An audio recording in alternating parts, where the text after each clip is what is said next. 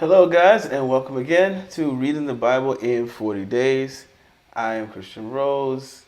We're glad that you've been rocking along with us, hopefully, through all of this. If not, you can go back and see our previous videos and go ahead and catch up with us.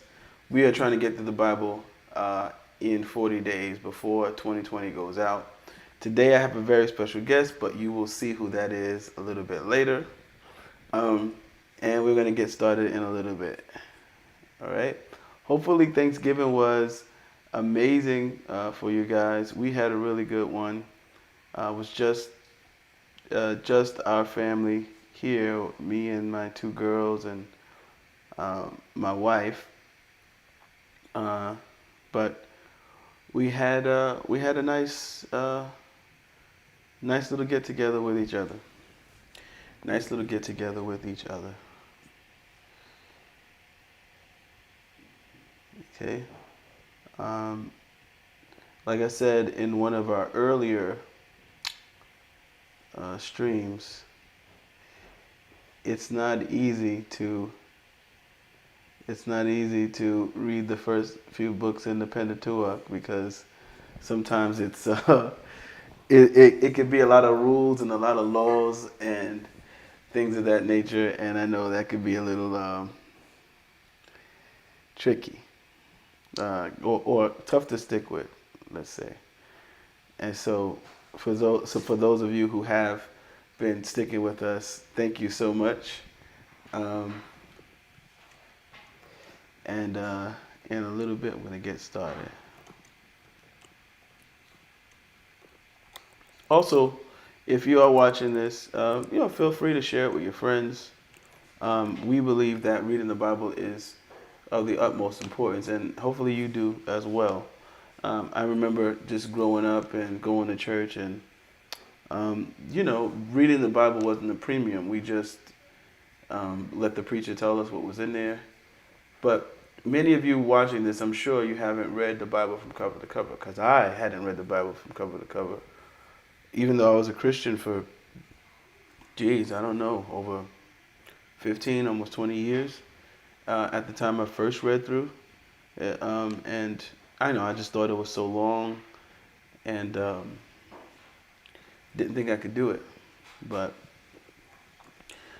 when I did do it, it definitely changed my life. So I just would encourage you guys, even if you jumped in on day 7, you can go back all the recordings of us reading the Bible and read along with me, or you could just read by yourself. This is just free flowing. No obligations, no special way to do it. The most important thing is that we read God's word and we get acquainted with what He's said to us.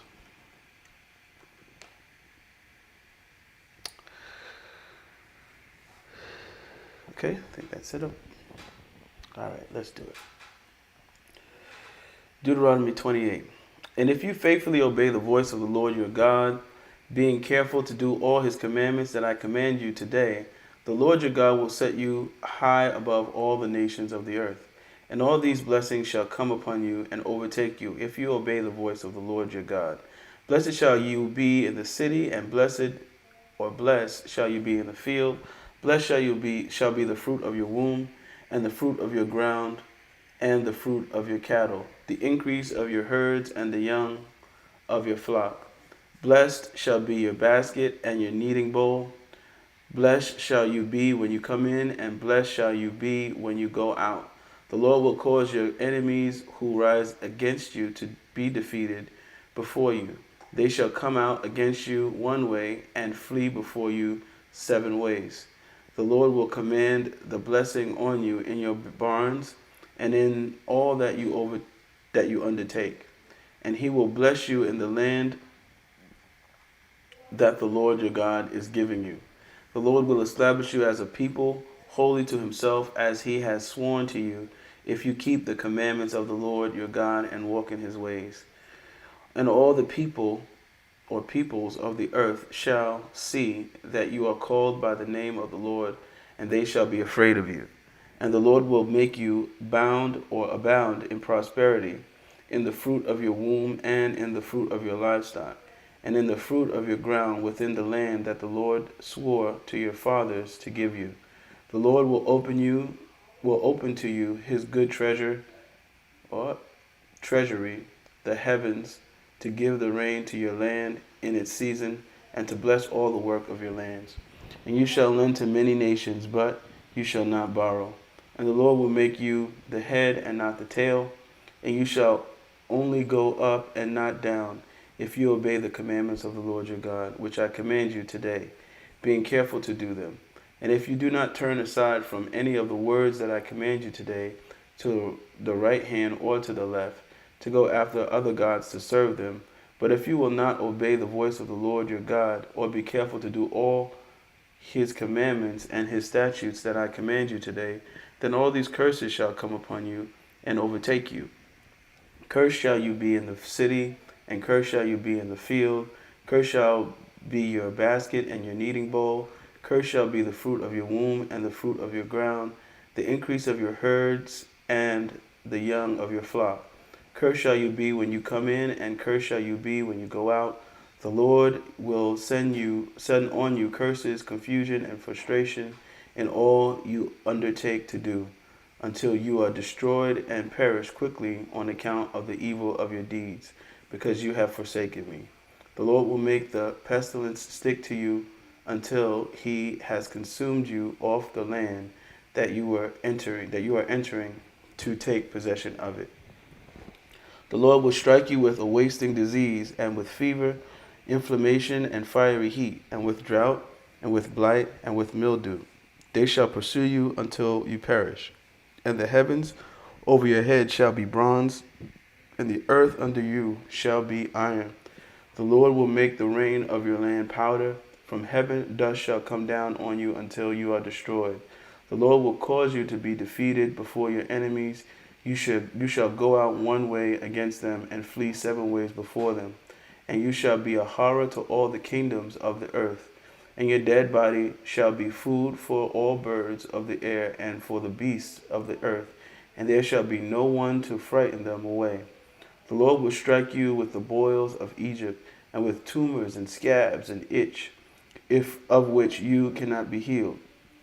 The Lord will strike you with madness and blindness and confusion of mind. Then you shall grope at noonday as the blind grope in darkness, and you shall not prosper in your ways. And you shall be only oppressed and robbed continually, and there shall be no one to help you.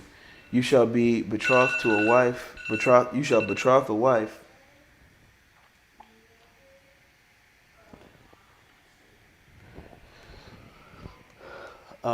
you shall betroth a wife, but another man shall ravish her. You shall build a house, but you shall not dwell in it. You shall plant a vineyard, but you shall not enjoy its fruit. Your ox shall be slaughtered before your eyes, but you shall not eat any of it. Your donkey shall be seized before your face, but shall not be restored to you. Your sheep shall be given to your enemies, but there shall be no one to help you. Your sons and your daughters shall be given to another people, while your eyes look on and fail with longing for them all day long. But you shall be helpless. A nation that you have not known shall eat up the fruit of your ground and of all your labors, and you shall be only oppressed and crushed continually, so that you are driven mad by the sights that your eyes see. The Lord will strike you on the knees and on the legs with grievous boils, of which you cannot be healed, from the sole of your foot to the crown of your head. The Lord will bring you and your king, whom you set over you, to a nation that neither you nor your fathers have known. And there you shall serve other gods of wood and stone, and you shall become a horror, a proverb, and a byword among all the peoples where the Lord will lead you away. You shall carry much seed into the field, and shall gather in little, for the locust shall consume it. You shall plant vineyards and dress them, but you shall neither drink of the vine nor gather the grapes, for the worm shall eat them. You shall have olive trees throughout all your territory, but you shall not anoint yourself with oil, for your olives shall drop off. You shall father sons and daughters, but they shall not be yours, for they shall go into captivity. The cricket shall possess all your trees, and the fruit of your ground. The sojourner who is among you shall rise higher and higher above you, and you shall come down lower and lower. He shall lend to you, and you shall not lend to him. He shall be the head, and you shall be the tail. All these curses shall come upon you and pursue you and overtake you till you are destroyed, because you do not obey the Lord, because you did not obey the voice of the Lord your God, to keep his commandments and his statutes that he commanded you. They shall be a sign and a wonder against you and your offspring forever, because you did not serve the Lord your God with joyfulness and gladness of heart, because of the abundance of all things. Therefore, you shall serve your enemies, whom the Lord will send against you in hunger and thirst and nakedness and lacking everything, and he will put a yoke of iron on your neck until he has destroyed you.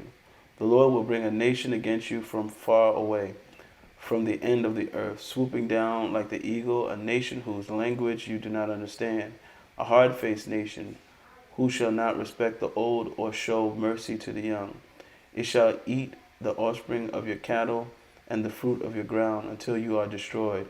It also shall not leave you grain, wine, or oil, increase your herds or your young of your flock, until they have caused you to perish. They shall besiege you in all your towns until your high and fortified walls in which you trusted come down throughout all your land. And they shall besiege you in all your towns throughout all your land, which the Lord your God has given you. And you shall eat the fruit of your womb, the flesh of your sons and daughters, whom the Lord your God has given you, in the siege and in the distress with which your enemies shall distress you. The man who is the most tender and refined among you will begrudge food to his brother, to his wife, to the wife he embraces, and to the last of the children whom he has left, so that he will not give to any of them any of the flesh of his children whom he is eating, because he has nothing else left. In the siege and in the distress in which your enemies shall distress you in all your towns, the most tender and refined woman among you, who would not venture to set the sole of her foot on the ground because she is so delicate and tender, will begrudge to the husband she embraces, to her son and to her daughter. Her afterbirth that comes out from between her feet and her children whom she bears, because lacking everything she will eat them secretly in the siege and in the distress with which your enemy shall distress in your towns. If you are not careful to do all the words of this law that are written in this book, that you may fear this glorious and awesome name, the Lord your God, then the Lord will bring you and your offspring extraordinary afflictions, afflictions severe and lasting, and sicknesses grievous and lasting. And he will bring upon you again all the diseases of Egypt, of which you were afraid, and they shall cling to you. Every sickness also and every affliction that is not recorded in the book of this law, the Lord will bring upon you until you are destroyed. Whereas you were as numerous as the stars of heaven, you shall be left few in number, because you did not obey the voice of the Lord your God. And as the Lord took delight in doing you good and multiplying you, so the Lord will take delight in bringing ruin upon you and destroying you. And you shall be plucked off the land that you are entering to take possession of it. And the Lord will scatter you among all peoples, from one end of the earth to the other. And there you shall serve other gods of wood and stone, which neither you nor your fathers have known. And among these nations you shall find no respite, and there shall be no resting place for the sole of your foot. But the Lord will give you there a trembling heart and failing eyes and a languishing soul. Your life shall hang in doubt before you. Night and day you shall be in dread, and have no assurance of your life. In the morning you shall say, if only it were evening, and at evening you shall say, if only it were morning, because of the dread that your heart shall feel, and the sights that your eyes shall see. And the Lord will bring you back in ships to Egypt, a journey that I promised that you should never make again. And there you shall offer yourselves for sale to your enemies as male and female slaves, but there will be no buyer.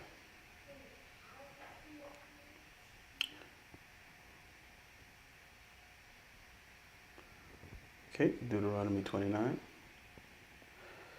These are the words of the covenant that the Lord commanded Moses to make with the people of Israel in the land of Moab, besides the covenant that he made with them at Horeb. And Moses summoned all Israel and said to them, You have seen all that the Lord did before your eyes in the land of Egypt, to Pharaoh and to all his servants and to all his land, the great trials that your eyes saw, the signs and those great wonders. But to this day the Lord has not given you a heart to understand, or eyes to see, or ears to hear. I have led you 40 years in the wilderness. Your clothes have not worn out on you, and your sandals have not worn off your feet. You have not eaten bread, and you have not drunk wine or strong drink, that you may know that I am the Lord your God. And when you came to this place, Sihon the king of Heshbon and Og the king of Bashan came out against us to battle, but we defeated them.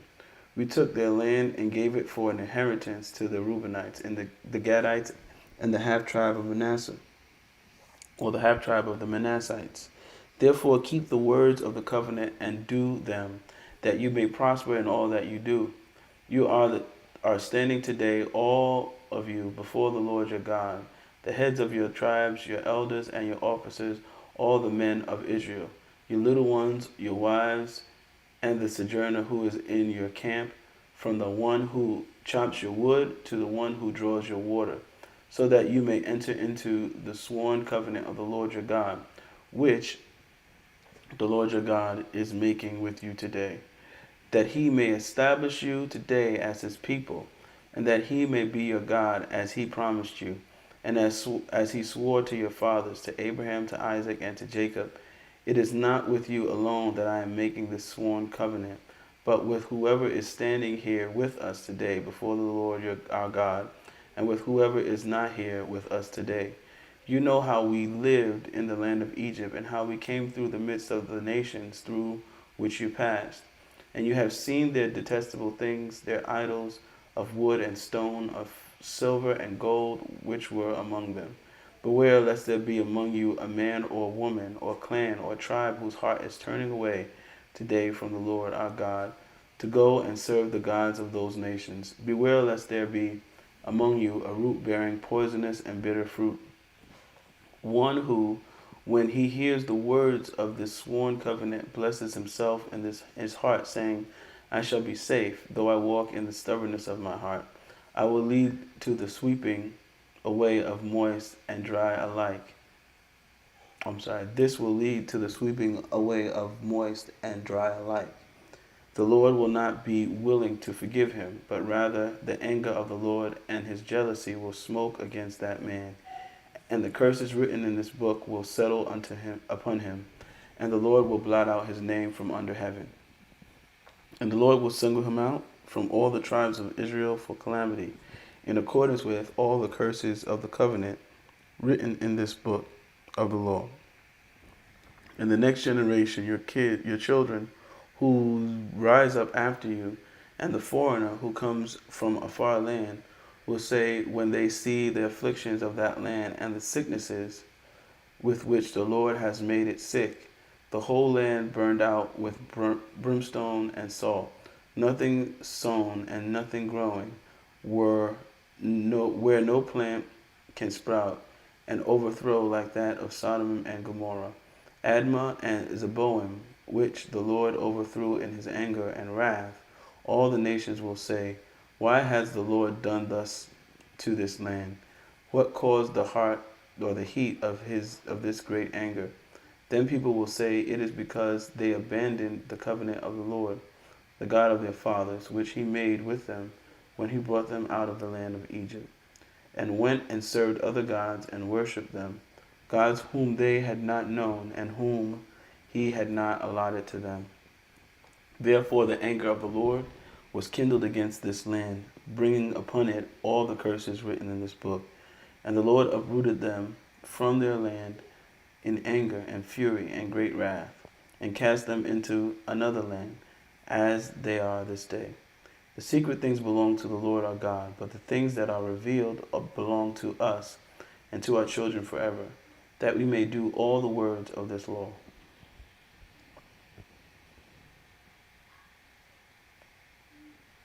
Chapter 30.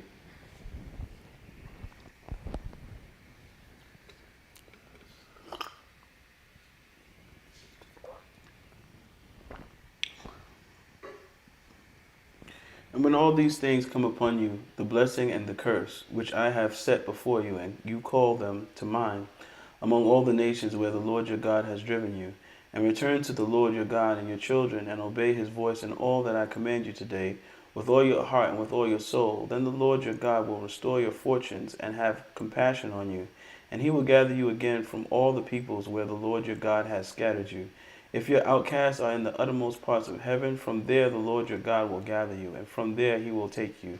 And the Lord your God will bring you into the land that your fathers possessed, that you may possess it. And he will make you more prosperous and numerous than your fathers. And the Lord your God will circumcise your heart and the heart of your offspring, so that you will love the Lord your God with all your heart and with all your soul, that you may live. And the Lord your God will put all these curses on the foes and enemies who persecute you. And you shall again obey the voice of the Lord and keep all his commandments that I command you today.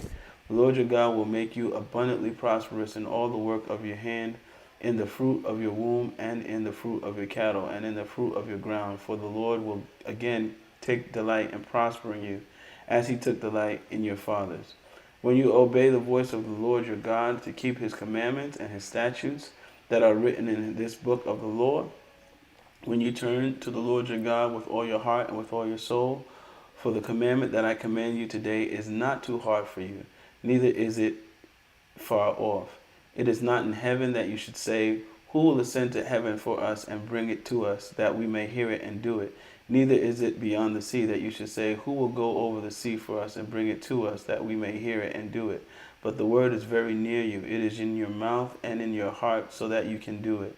See, I have set before you today life and good, death and evil. If you obey the commandments of the Lord your God that I command you today, by loving the Lord your God, by walking in his ways, and by keeping his commandments and his statutes and his rules, then you shall live and multiply, and the Lord your God will bless you in the land that you are entering to take possession of it. But if your heart turns away and you will not hear, but are drawn away to worship other gods and serve them, I declare to you today that you shall surely perish. You shall not live long in the land that you are going over the Jordan to enter and possess. I call heaven and earth to witness against you today, that I have set before you life and death, blessing and curse. Therefore choose life, that you and your offspring may live, loving the Lord your God, obeying his voice, and holding fast to him.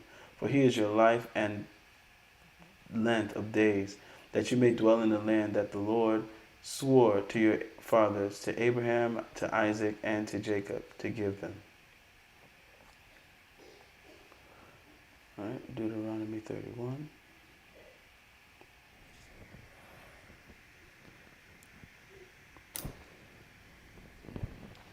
So Moses continued to speak these words to all Israel, and he said to them, I am 120 years old today.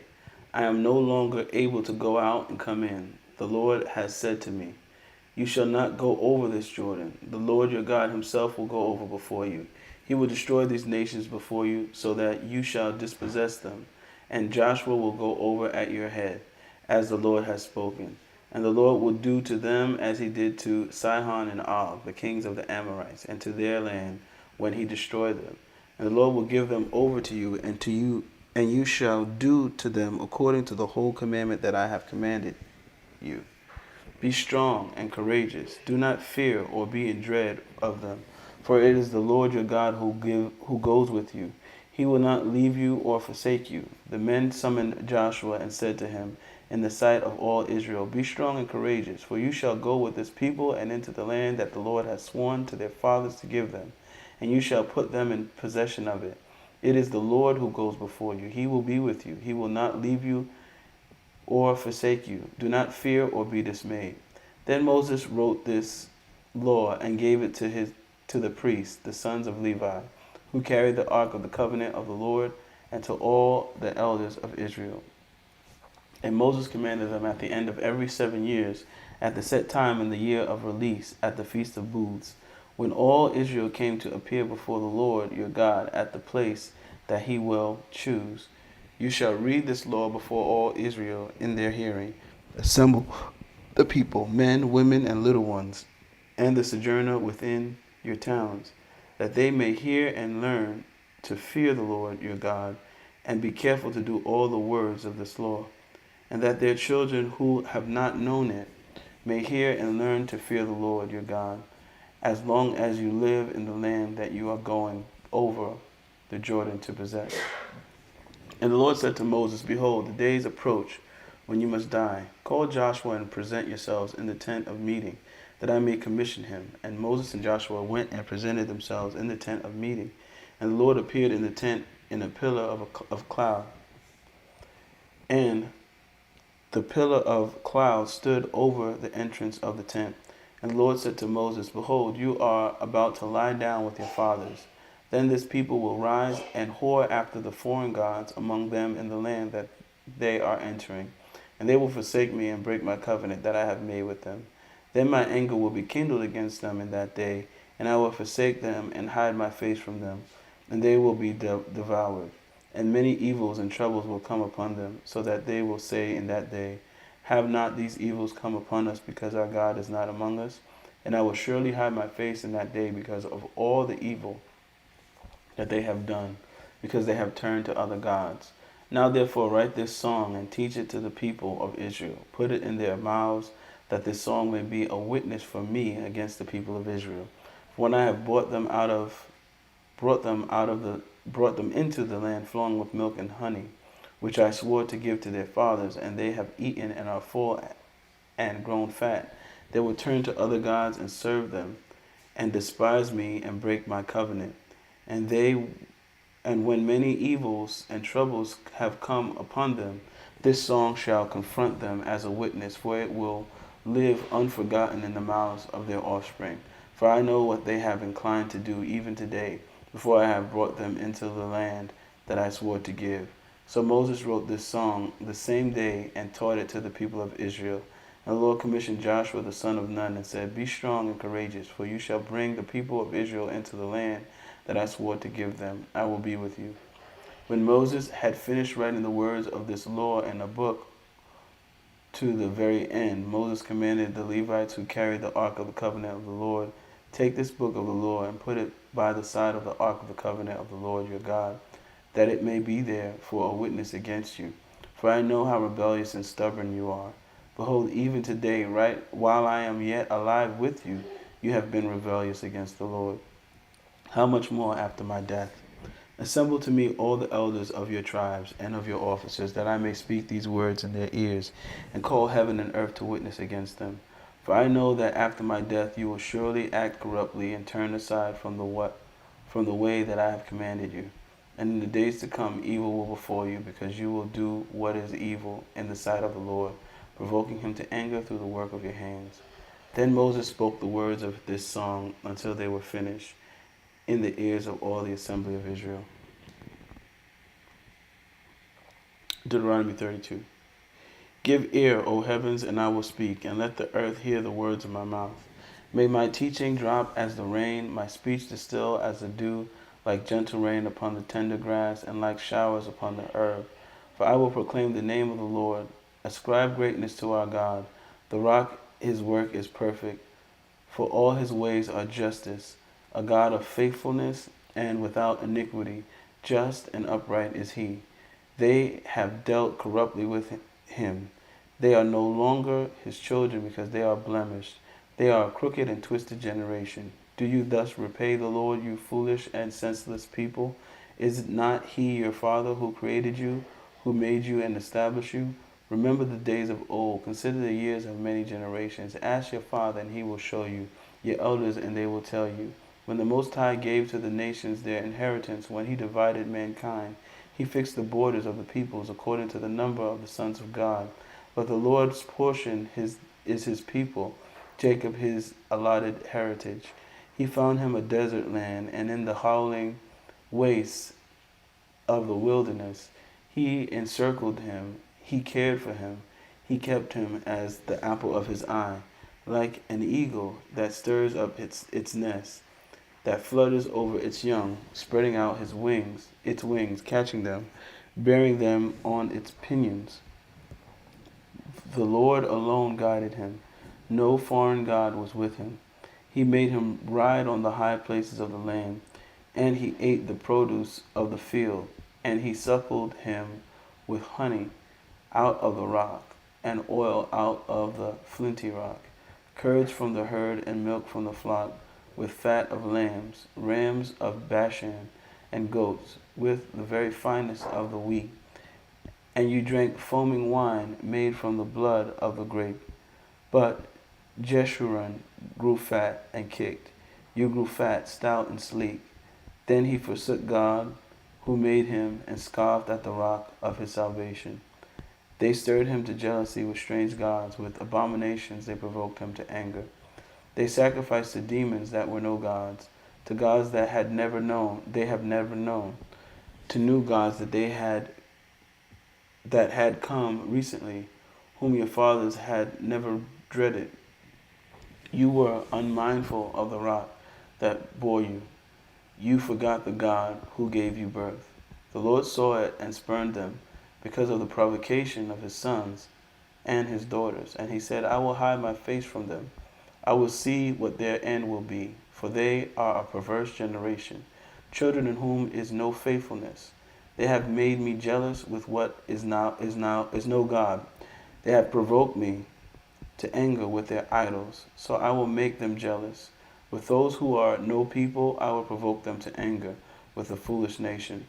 For a fire is kindled by my anger, and it burns to the depths of Sheol, devours the earth and its increase, and sets on fire the foundations of the mountains. And I will heap disasters upon them. I will spend my arrows on them. They shall be wasted with hunger, and devoured by plague and poisonous pestilence. I will send the teeth of beast against them, with the venom of things that crawl in the dust. Outdoors the sword shall bereave, and indoors terror, for young man and woman alike, the nursing child with the man of gray hairs. I would have said, I will cut them to pieces, I will wipe them from human memory, had I not feared provocation by the enemy, lest their adversary shall misunderstand, lest they should say, our hand is triumphant. It was not the Lord who did all this. For they are a nation void of counsel, and there is no understanding in them. If they were wise, they would understand this. They would discern their latter end. How could one have chased 1,000 and two have put 10,000 to flight, unless their rock had sold them, and the Lord had given them up? For their rock is not as our rock. Our enemies are by themselves. For their vine comes from the vine of Sodom and from the fields of Gomorrah. Their grapes are grapes of poison. Their clusters are bitter. Their wine is the poison of serpents and the cruel venom of asps. Is not this laid up in store with me, sealed up in my treasuries? Vengeance is mine, and recompense, for the time when their foot shall slip, for the day of their calamity is at hand, and their doom comes swiftly. For the Lord will vindicate his people and have compassion on his servants when he sees that their power is gone and there is none remaining, bond or free. Then he will say, where are their gods, the rock in which they took refuge, who ate the fat of their sacrifices and drank the wine of their drink offering? Let them rise up and help you. Let them be your protection. See now that I am he. See now that even I am he, and there is no God beside me. I kill and I make alive. I wound and I heal, and there is none that can deliver out of my hand. For I lift up my hand to heaven and swear, as I live forever. If I sharpen my flashing sword and my hand takes hold on judgment, I will take vengeance on my adversaries and will repay those who hate me. I will make my arrows drunk with blood, and my sword shall devour flesh with the blood of the slain and the captives from the long-haired heads of the enemy. Rejoice with him, O heavens. Bow down to him, O all gods. For he avenges the blood of his children and takes vengeance on his adversaries. He repays those who hate him and cleanses his people's land. Moses came and recited all the words of this song in the hearing of the people, he and Joshua the son of Nun. And when Moses had finished speaking all these words to all Israel, he said to them, take to heart all the words by which I am warning you today. that you may command them to your children, that they may be careful to do all the words of this law. For it is no empty word for you, but your very life. And by this word you shall live long in the land that you are going over the Jordan to possess. That very day the Lord spoke to Moses, Go up this mountain and Abraham, this mountain of Abarim, Mount Nebo, which is in the land of Moab, opposite Jericho, and view the land of Canaan, which I am giving to the people of Israel for possession, and die on the mountain which you go up, and be gathered to your people, as Aaron your brother died in Mount Hor, and was gathered to his people, because you broke faith with me in the midst of the people of Israel at the waters of Meribah Kadesh in the wilderness of Zin, and because you did not treat me as holy in the midst of the people of Israel. For you shall see the land before you, but you shall not go there into the land that I am giving to the people of Israel.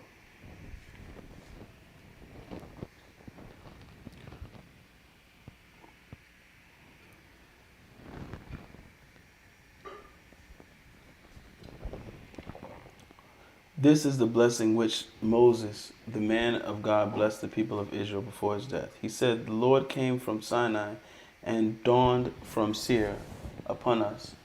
He shone forth from Mount Paran. He came from the 10,000s of holy ones with flaming fire at his right hand. Yes, he loved his people. All his holy ones were in his hand. So they followed in your steps, receiving direction from you. When Moses commanded us a law as a possession for the assembly of Jacob, thus the Lord became king and in Jeshurun. When the heads of the people were gathered, all the tribes of Israel together, let Reuben live and not die, but let his men be few. And this he said of Judah, Hear, O Lord, the voice of Judah, and bring him in to his people. With your hands contend for him, and be a help against his adversaries. And of Levi he said, Give to Levi your Thummim and your Urim, to your godly one, whom you tested at Massa, with whom you quarreled at the waters of Meribah, who said of his father and mother, I regard them not.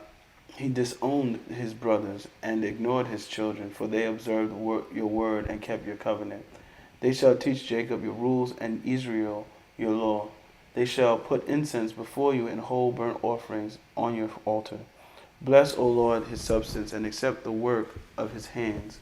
Crush the loins of his adversaries, of those who hate him, that they rise not again. Of Benjamin he said, The beloved of the Lord dwells in safety. The high God surrounds him all day long and dwells between his shoulders.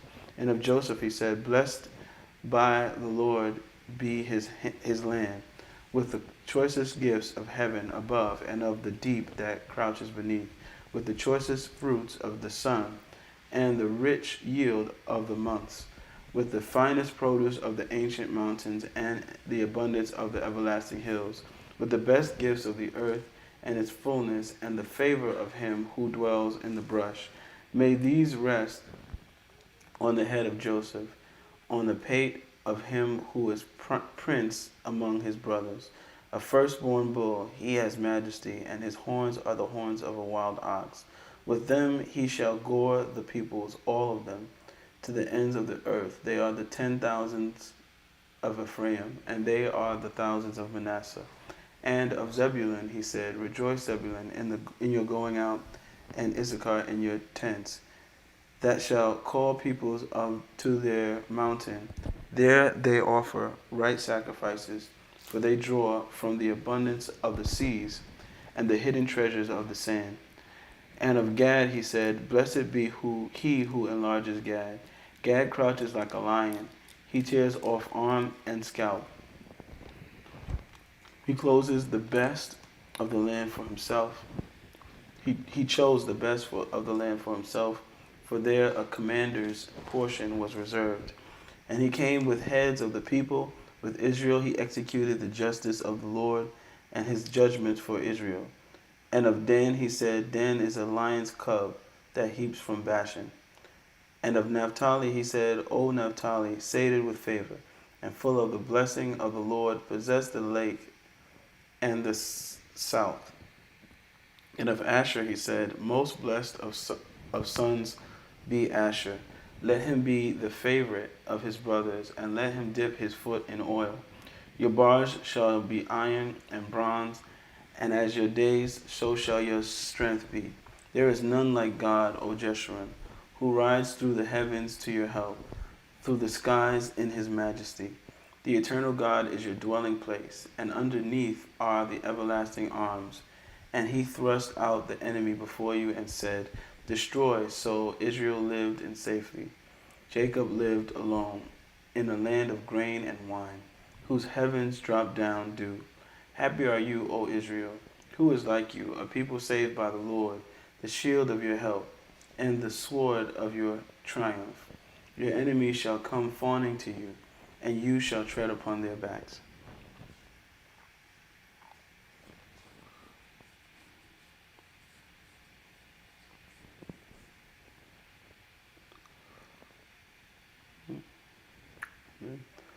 Deuteronomy 34. Then Moses went up from the plains of Moab to Mount Nebo, the top of Pisgah, which is opposite Jericho, and the Lord showed him all the land, Gilead as far as Dan, all Naphtali, the land of Ephraim and Manasseh, all the land of Judah as far as the western sea, the Negeb and the plain, that is, the valley of Jericho, the city of palm trees, as far as Zor. And the Lord said to him, this is the land of which I swore to Abraham, to Isaac, and to Jacob. I will give it to your offspring. I have let you see it with your eyes, but you shall not go over there. So Moses, the servant of the Lord, died there in the land of Moab, according to the word of the Lord.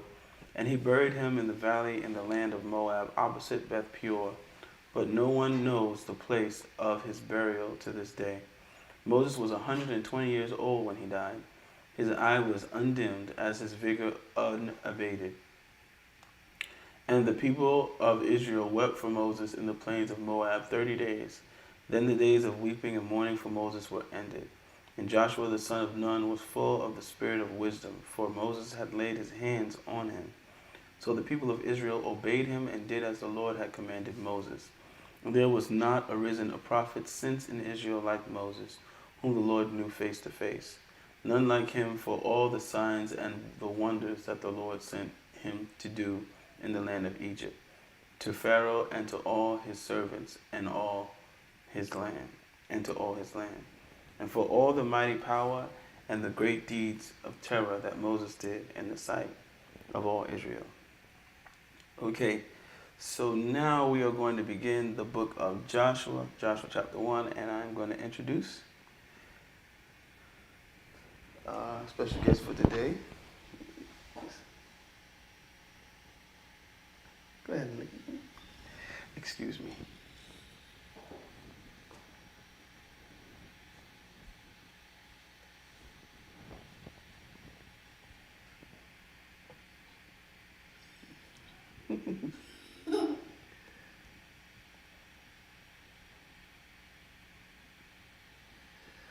All right. Let's go.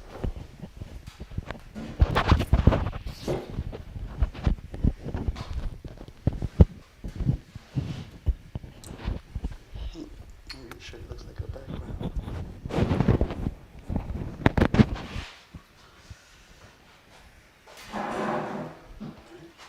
Huh?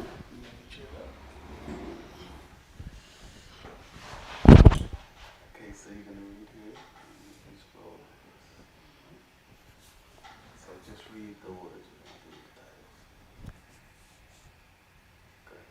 After the death of Moses, the servant of the Lord said to Joshua, the son of Nun, Moses' assistant, Moses, my servant, is dead. Now therefore arise, go over this Jordan, you and all this people.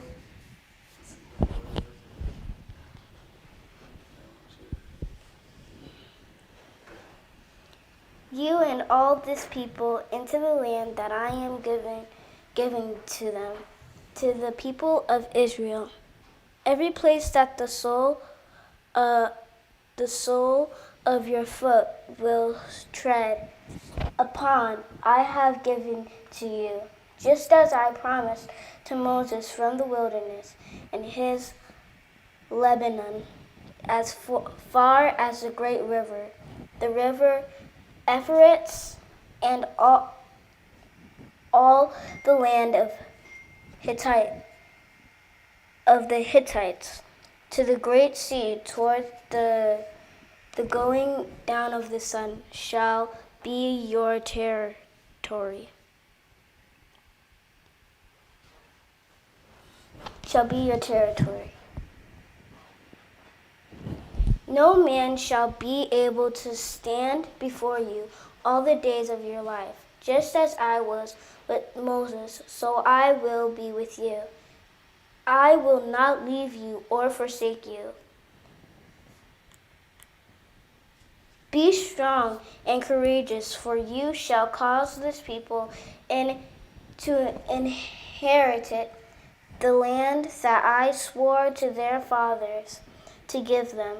Only be strong and very courageous, because being careful to do according to all the law that Moses my servant commanded you. Do not turn from it to the right hand or to the left, that you may have good success wherever you go. This book of the law shall not depart from your mouth, but you shall meditate on it day and night, so that you may be careful to do according to all that is written in it.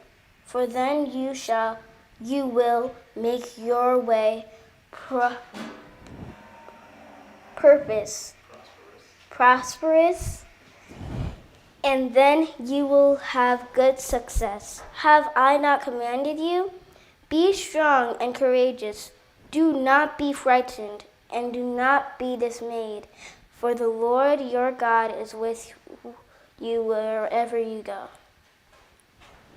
And Joshua commanded the officers of the people, pass through the midst of the camp, and command the people, prepare your provisions, for within 3 days you are to pass over this Jordan, to go in to take possession of the land that the Lord your God is giving you to possess. And to the Reubenites, the Canaanites, and the half-tribe of Manasseh, Joshua said, remember the word that Moses, the servant of the Lord, commanded you, saying, the Lord your God is providing you a place of rest, and will give you this land. Your wives, your little ones, and your livestock shall remain in the land that Moses gave you beyond the Jordan. But all the men of valor among you shall pass over armed before your brothers, and shall help them. Until the Lord gives you rest, you rest to your brothers as he has to you, and they also take possession of the land that the Lord your God is giving them. Then you shall return to the land of your possession, and shall possess it, the land that Moses the servant of the Lord gave you beyond the Jordan toward the sunrise. And they answered Joshua, all that you have commanded us, we will do, and wherever you send us, we will go. Just as we obeyed Moses in all things, so we will obey you. Only may the Lord your God be with you, as he was with Moses. Wherever rebels against you, commandment and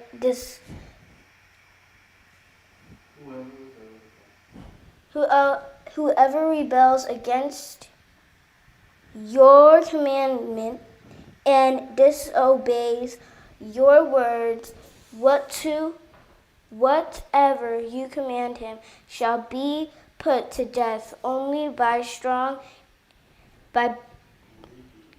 be strong and courageous.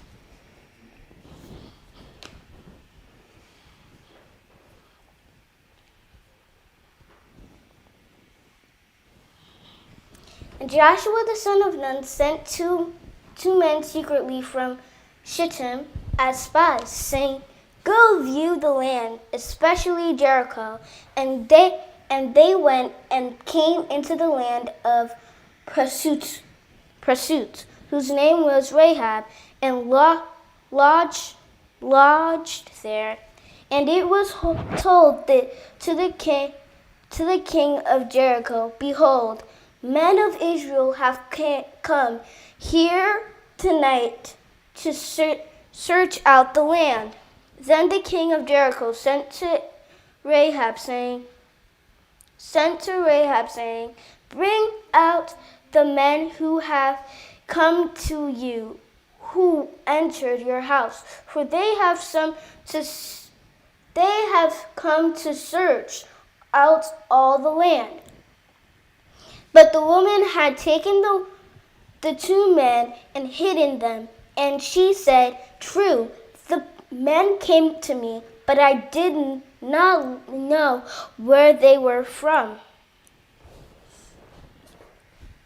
And when the gate was about to be closed at dark, the men went out. I do not know where the men went. Pursue them quickly, for you will overtake them. But she had brought them up to the roof and hid them with the stalks of flax that she had laid in order on the roof. So the man pursued after them on the way to the Jordan, as far as the fords. And the gate was shut as soon as the pursuers had gone out. Before the men lay down, she came up to them on the roof and said to the men, "I know that the Lord has given you the land, and that the fear of you has fallen upon us, and that all the inhabitants of the land melt away before you.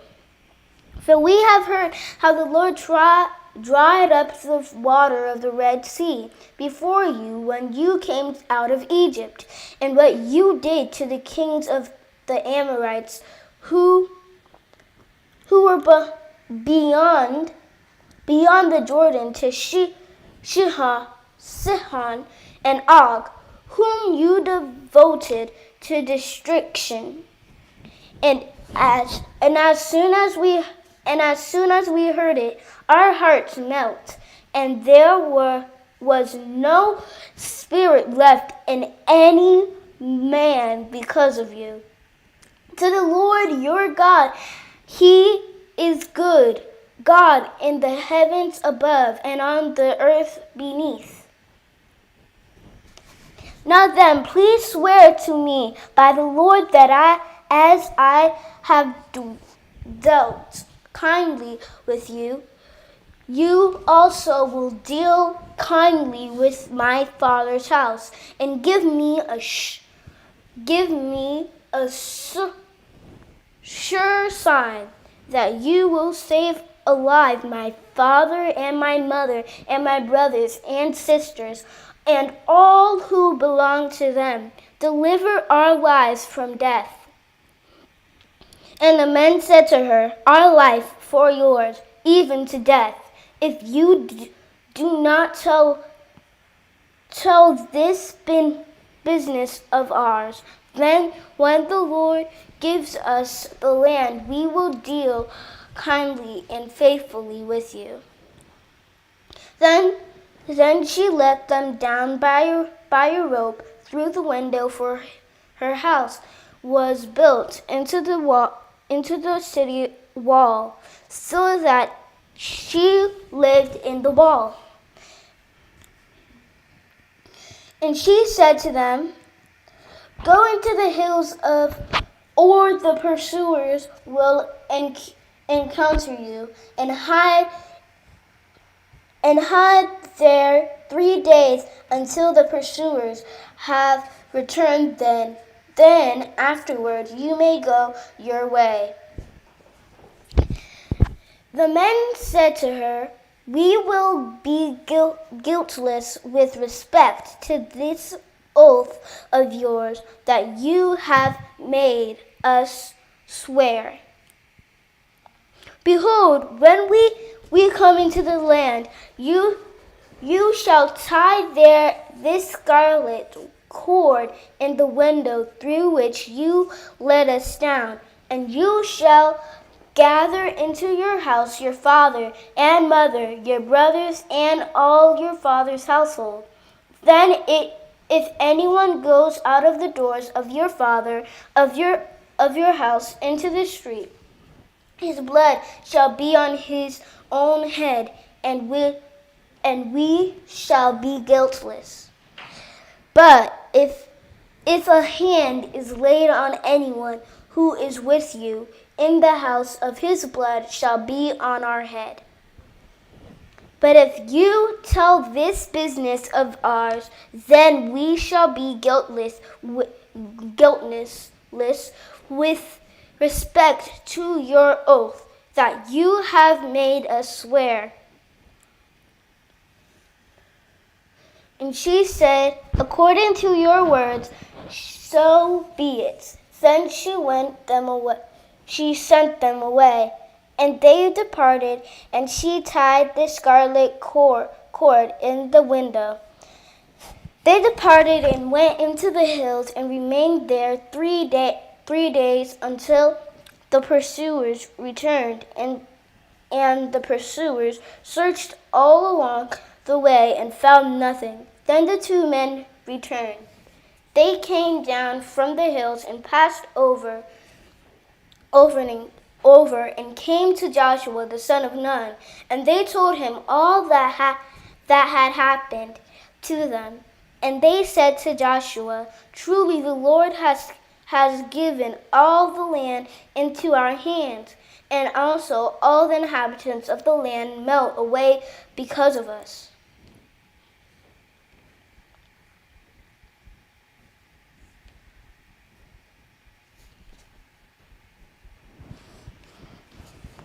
Then Joshua rose early in the morning, and they set out from Shittim, and they came to the Jordan, he and all the people of Israel, and lodged there before they passed over. At the end of 3 days, the officers went through the camp and commanded the people, "As soon as you see the ark of the covenant of the Lord your God being carried by the Levitical priests, then you shall set out from your place and follow it. Yet there shall be a distance between you and it, about 2,000 cubits in length. Do not come near it, in order that you may know the way you shall go, for you have not passed this way before." Then Joshua said to the people, "Consecrate yourselves for tomorrow. The Lord will do wonders among you." And Joshua said to the priests, "Take up the ark of the covenant and pass on before the people." So they took up the ark of the covenant and went before the people. The Lord said to Joshua, "Today I will begin to exalt you in the sight of all Israel. that they may know that as I was with Moses, so I will be with you. And as for you, command the priests, we who bear the ark of the covenant, when you come to the brink of the waters of the Jordan, you shall stand still in the Jordan. And Joshua said to the people of Israel, come here and listen to the words of the Lord your God. And Joshua said, here is how you shall know that the living God is among you, and that he will without fail drive out from before you the Canaanites, the Hittites, the Hivites, the Perizzites, the Girgashites, the Amorites, and the Jebusites. Behold, the ark of the covenant of the Lord of all the earth is passing over before you into the Jordan. Now therefore take 12 men from the tribes of Israel, from each tribe a man.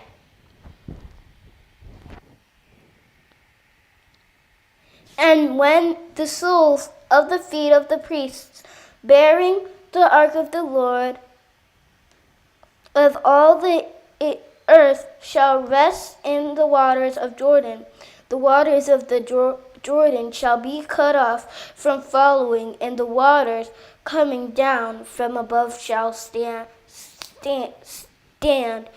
in one heap.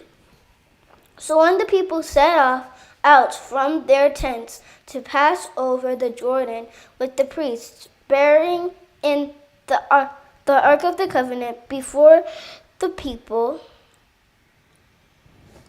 and as soon as those bearing the ark had come as far as the Jordan, and the feet of the priests bearing the ark were dipped in the brink of the water. Now the Jordan overflows all its banks throughout the time of harvest.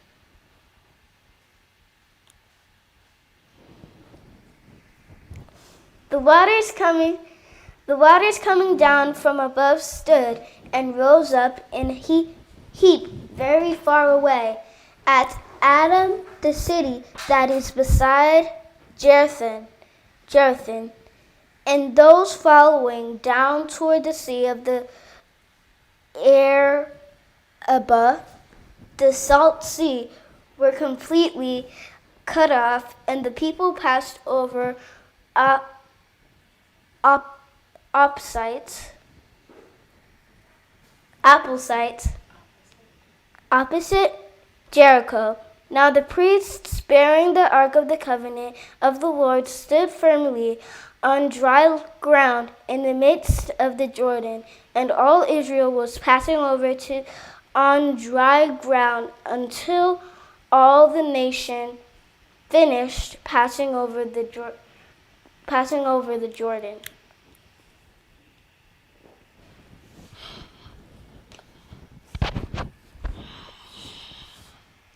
When all the nations had finished passing over the Jordan, the Lord said to Joshua, take 12 men from the people, from each tribe a man, and command them, saying, take 12 stones from here, out of the midst of the Jordan, from the very place where the priests' feet stood firmly, and bring them over with you, and lay them down in the place where you lodge tonight. Then Joshua called the 12 men from the people of Israel, whom he had appointed, a man from each tribe. And Joshua said to them, pass on before the ark of the Lord your God into the midst of the Jordan, and take up each of you a stone up upon his shoulder according to the number of the tribes of the people of Israel, that this may be a sign among you when your children ask in time to come, what do those stones mean to you? Then you shall tell them that the waters of the Jordan were cut off before the ark of the covenant of the Lord.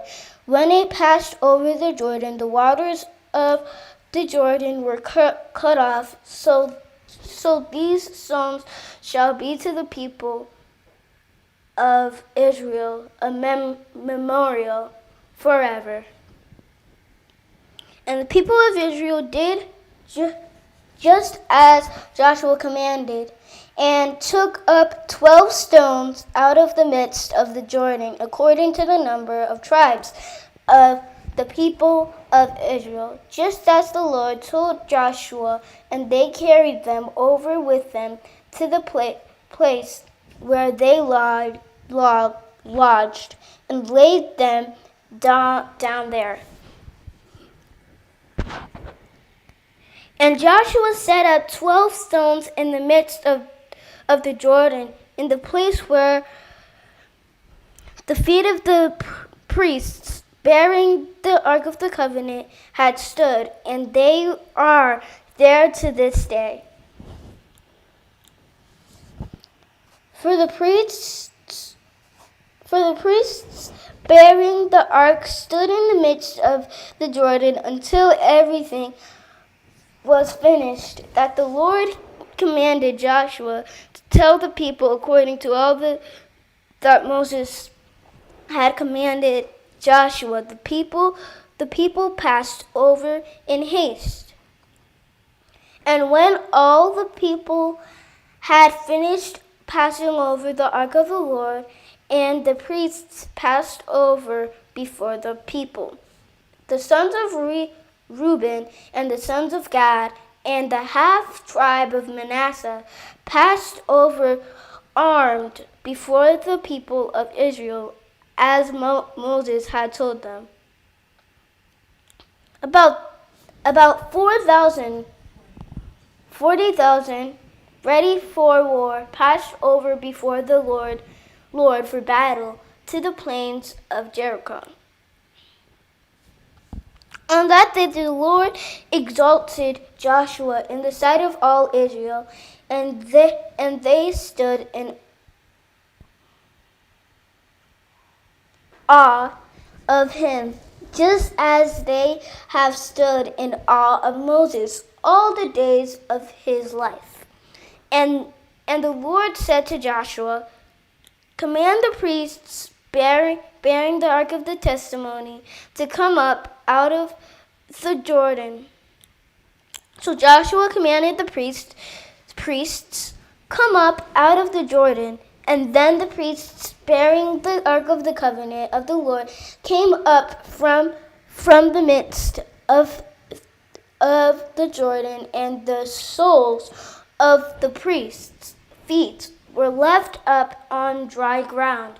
The waters of the Jordan returned to their place and overflowed all its banks as before. The people came up out of the Jordan on the 10th day of the first month, and they encamped at Gilgal on the east border of Jericho. And those 12 stones which they took out of the Jordan, Joshua set up at Gilgal, and he said to the people of Israel, when your children ask their fathers in times to come, what do these stones mean? Then you shall let your children know, Israel passed over this Jordan on dry ground, for the Lord your God dried up the waters of the Jordan for you for you until you passed over, as the Lord your God did to the Red Sea, which he dried up for us until we passed over.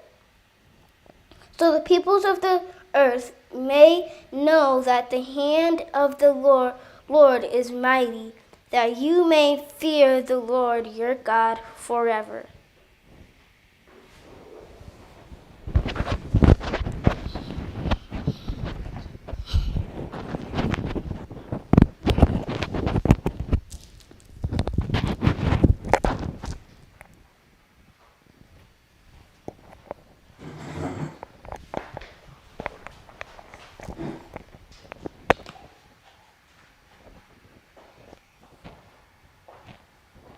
Joshua 5.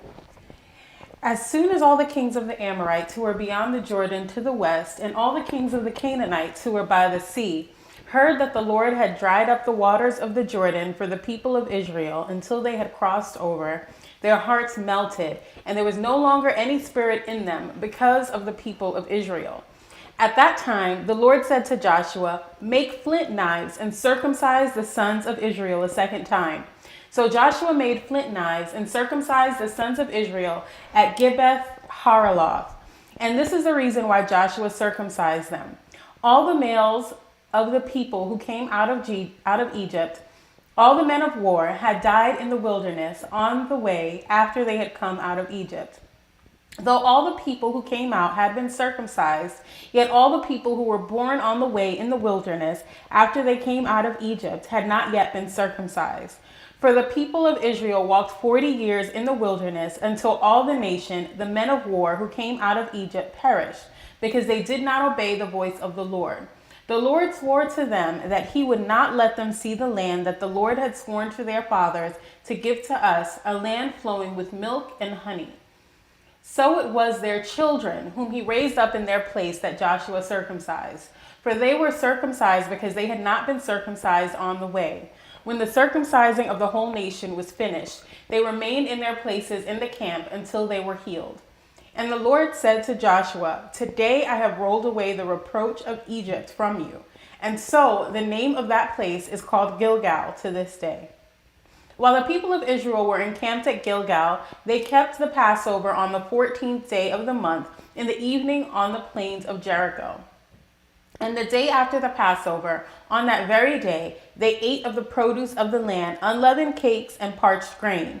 And the manna ceased the day after they ate of the produce of the land. And there was no longer manna for the people of Israel, but they ate of the fruit of the land of Canaan that year. When Joshua was by Jericho, he lifted up his eyes and looked, and behold, a man was standing before him, with his drawn sword in his hand. And Joshua went to him and said, "Are you for us or for our adversaries?" And he said, "No, but I am the commander of the army of the Lord. Now I have come." And Joshua fell on his face to the earth and worshipped him, and said to him, What does my Lord say to his servant?" And the commander of the Lord's army said to Joshua, "Take off your sandals from your feet, for the place where you're standing is holy." And Joshua did so. Joshua 6.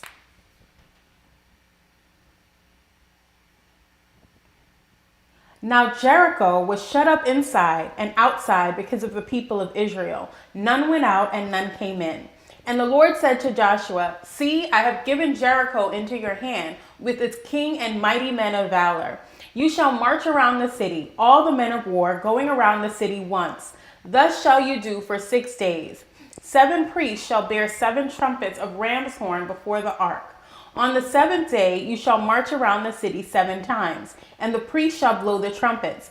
And when they make a long blast with the ram's horn, when you hear the sound of the trumpet, then all the people shall shout with a great shout, and the wall of the city will fall down flat, and the people shall go up, everyone straight before him."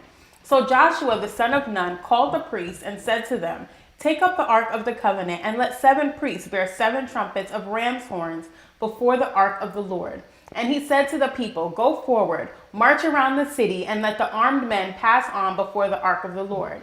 And just as Joshua had commanded the people, the 7 priests bearing the 7 trumpets of ram's horn before the Lord went forward, blowing the trumpets with the ark of the covenant of the Lord following them. The armed men were walking before the priests who were blowing the trumpet. The rear guard was walking after the ark, while the trumpets blew continually. But Joshua commanded the people, "You shall not shout or make your voice heard, neither shall any word go out of your mouth until the day I tell you to shout. Then you shall shout." So he caused the ark of the Lord to circle the city, going about it once. And they came into the camp and spent the night in the camp. Then Joshua rose early in the morning, and the priests took up the ark of the Lord, and the 7 priests bearing the 7 trumpets of ram's horn before the ark of the Lord walked on, and they blew the trumpets continually. And the armed men were walking before them, and the rear guard was walking after the ark of the Lord, while the trumpets blew continually. And the second day they marched around the city once and returned into the camp. So they did for 6 days. On the 7th day they rose early at the dawn of the day and marched around the city in the same manner 7 times. It was only on that day that they marched around the city 7 times. And at the 7th time, when the priests had blown the trumpets, Joshua said to the people, "Shout, for the Lord has given you the city and all that is in it, and all that is within it shall be devoted to the Lord for destruction. Only Rahab the prostitute and all who were with her in her house shall live, because she hid the messengers whom we sent. But you, keep yourselves from the things devoted to destruction, lest when you have devoted them, you take any of the devoted things and make the camp of Israel a thing for destruction, and bring trouble upon it.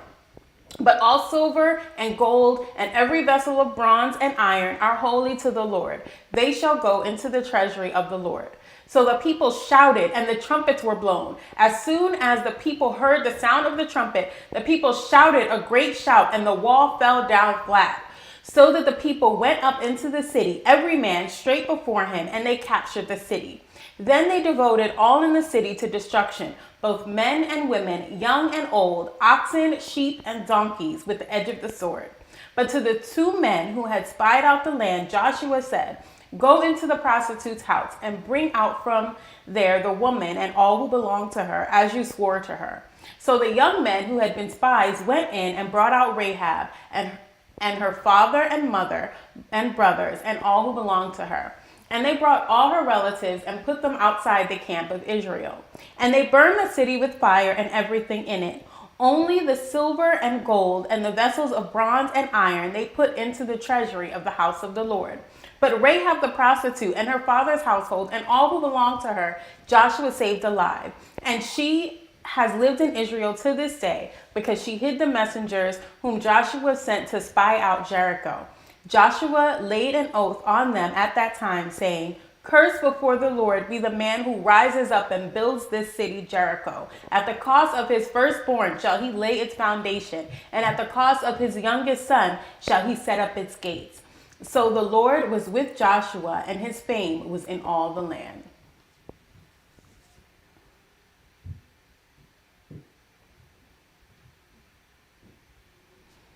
Joshua 7. But the people of Israel broke faith in regard to the devoted things. For Achan, the son of Carmi, son of Zabdi, son of Zerah of the tribe of Judah, took some of the devoted things. And the anger of the Lord burned against the people of Israel. Joshua sent men from Jericho to Ai, which is near Beth-aven, east of Bethel, and said to them, "Go up and spy out the land." And the men went up and spied out Ai. And they returned to Joshua and said to him, "Do not have all the people go up, but let about 2,000 or 3,000 go up and attack Ai. Do not make the whole people toil up there, for they are few." So about 3,000 men went up there from the people, and they fled before the men of Ai. And the men of Ai killed about 36 of their men and chased them before the gate as far as Shebarim, and struck them at the descent. And the hearts of the people melted and became as water. Then Joshua tore his clothes and fell to the earth on his face before the ark of the Lord until the evening, he and the elders of Israel, and they put dust on their heads. And Joshua said, "Alas, O Lord, why have you brought this people over the Jordan at all, to give us into the hands of Amorites to destroy us? Would that we had been content to dwell beyond the Jordan. O Lord, what can I say when Israel has turned their backs before their enemies? For the Canaanites and all the inhabitants of the land will hear of it and will surround us and cut off our name from the earth. And what will you do for your great name? The Lord said to Joshua, get up. Why have you fallen on your face? Israel has sinned. They have transgressed my covenant that I commanded them. They have taken some of the devoted things. They have stolen and lied and put them among their own belongings. Therefore, the people of Israel cannot stand before their enemies. They turn their backs before their enemies because they have become devoted for destruction. I will be with you no more unless you destroy the devoted things from among you. Get up. Consecrate the people and say, consecrate yourselves for tomorrow, for thus says the Lord God of Israel, there are devoted things in your midst, O Israel. You cannot stand before your enemies until you take away the devoted things from among you. In the morning, therefore, you shall be brought near by your tribes, and the tribe that the Lord takes by lot shall come near by clans, and the clan that the Lord takes shall come near by households.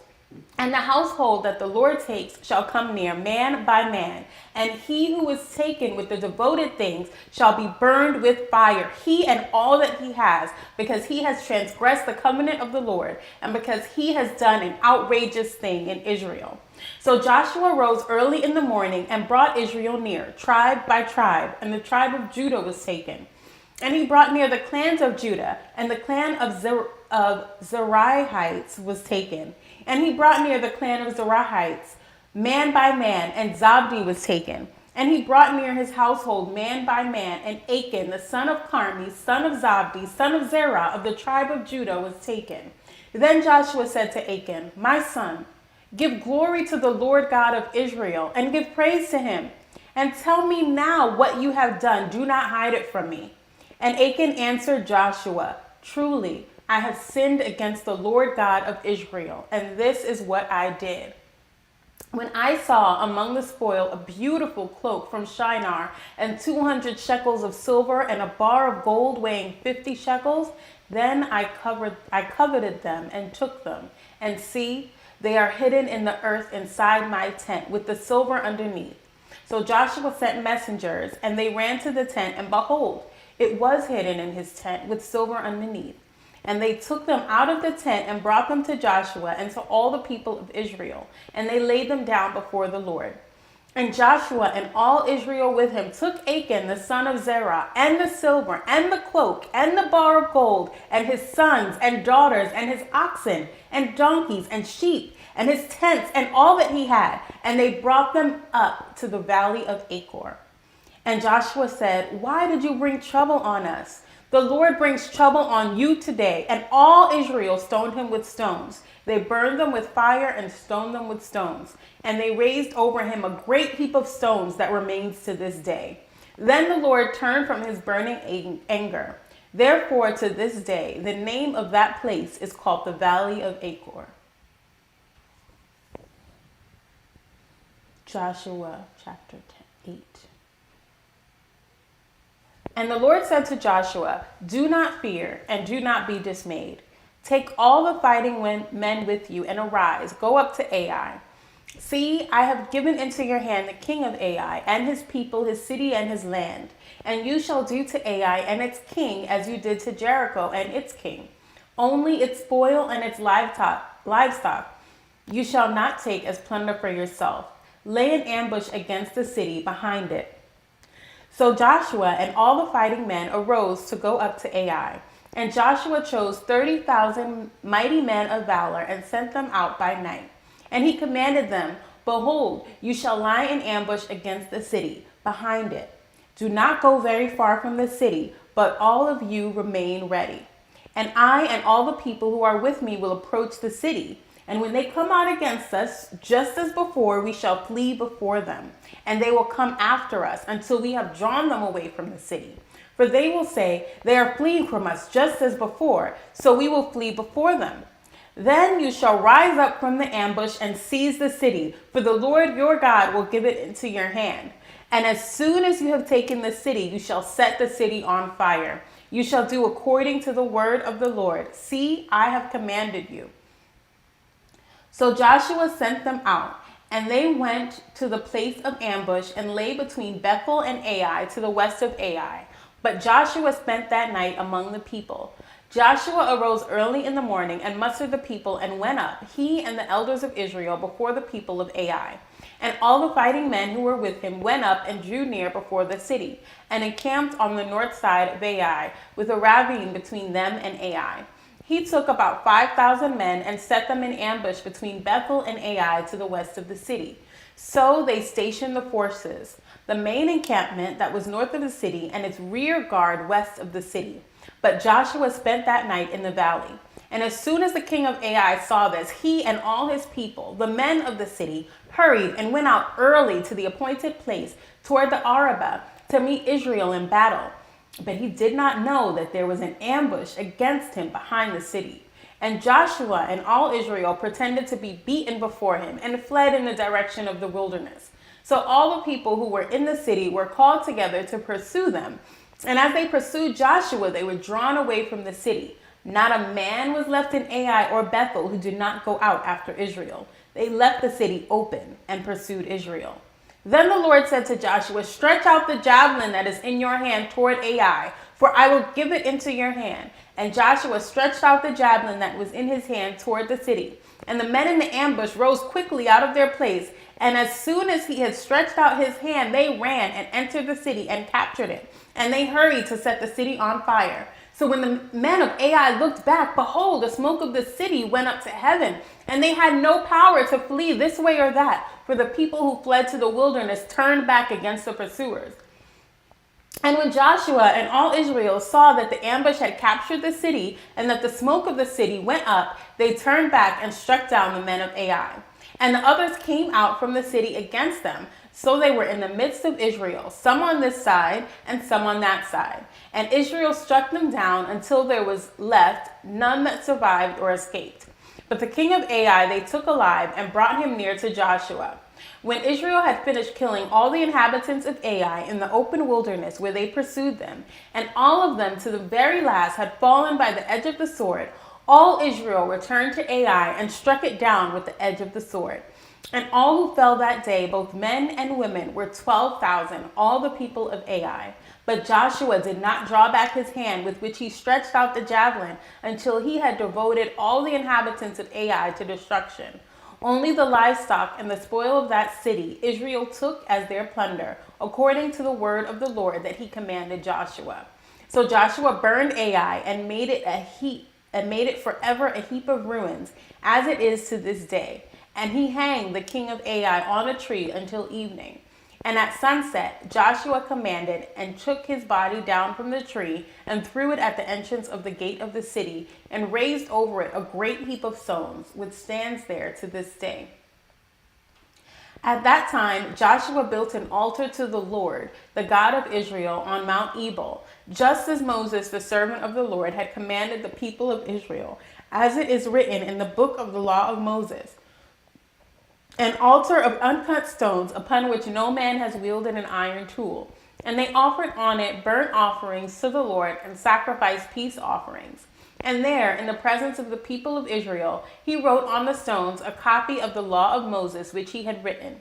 And all Israel, sojourner as well as native born, with their elders and officers, their judges, stood on opposite sides of the ark before the Levitical priests who carried the ark of the covenant of the Lord. Half of them in front of Mount Gerizim, and half of them in front of Mount Ebal, just as Moses, the servant of the Lord, had commanded at the first, to bless the people of Israel. And afterward he read all the words of the law, the blessing and the curse, according to all that is written in the book of the law. There was not a word of all that Moses commanded that Joshua did not read before all the assembly of Israel, and the women and the little ones and the sojourners who lived among them.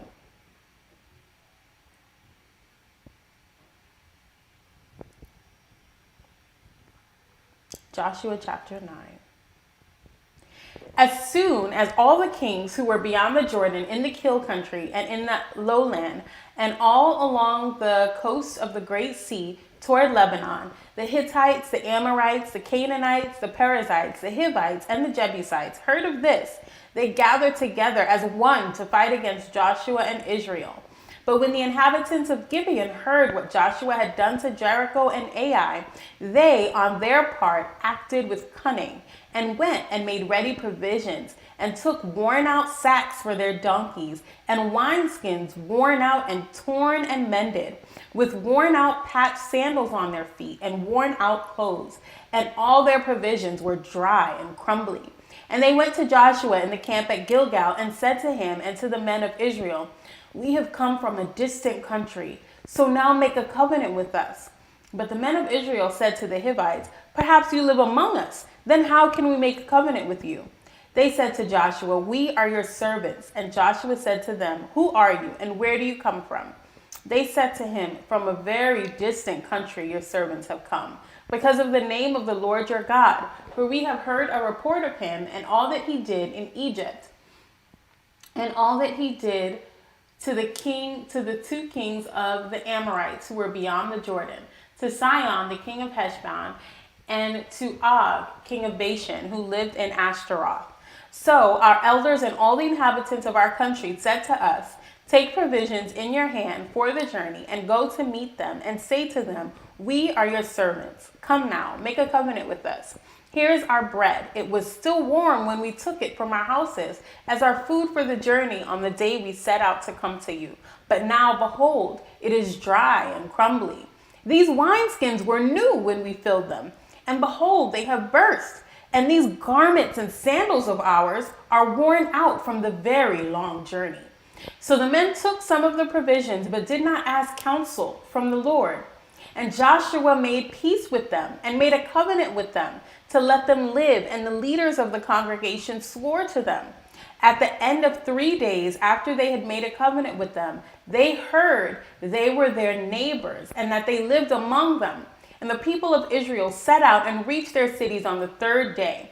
Now their cities were Gibeon, Chephirah, Beeroth, and Kirath Jearim.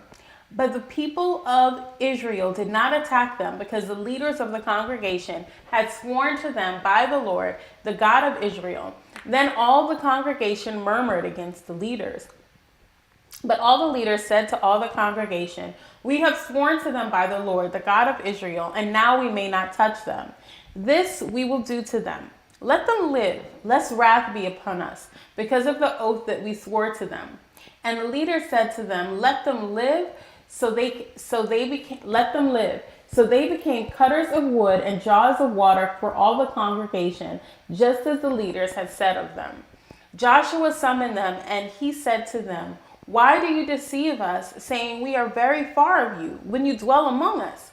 Now therefore you are cursed, and some of you shall never be anything but servants, cutters of wood and drawers of water for the house of my God."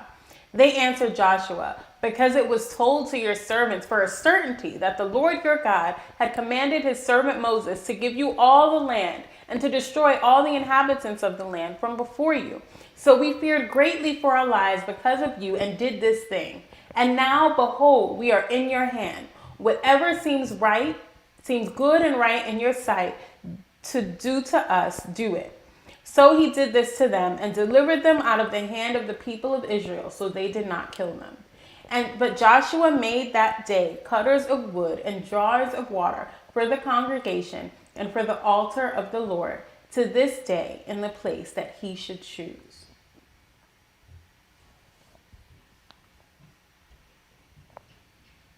Joshua chapter 10.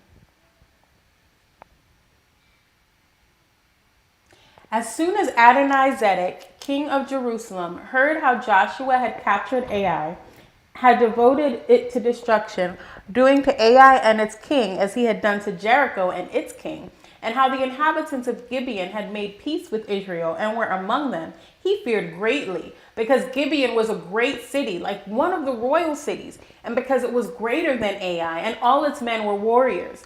So Adonizedek, king of Jerusalem, sent to Hoham, king of Hebron, the Piram, king of Jarmuth, to Japha, king of Lachish, and to Debir, king of Eglon, saying, Come up to me and help me, and let us strike Gibeon, for it has made peace with Joshua and with the people of Israel.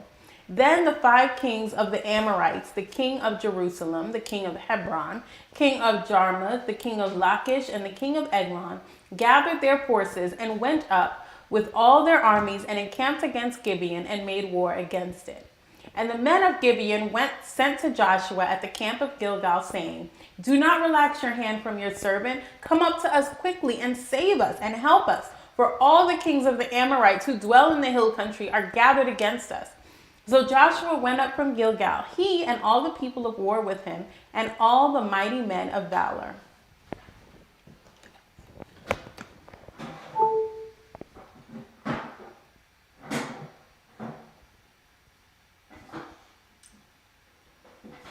And the Lord said to Joshua, Do not fear them, for I have given them into your hands. Not a man of them shall stand before you. So Joshua came upon them suddenly, having marched up all night from Gilgal. And the Lord threw them into a panic before Israel, who struck them with a great blow at Gibeon and chased them by the way of the ascent of Beth-horon, and struck them as far as Azakai and Makkedah. And as they fled before Israel, while they were going down the ascent of Beth-horon, the Lord threw down large stones from heaven on them as far as Azekah, and they died. There were more who died because of the hailstones than the sons of Israel killed with the sword.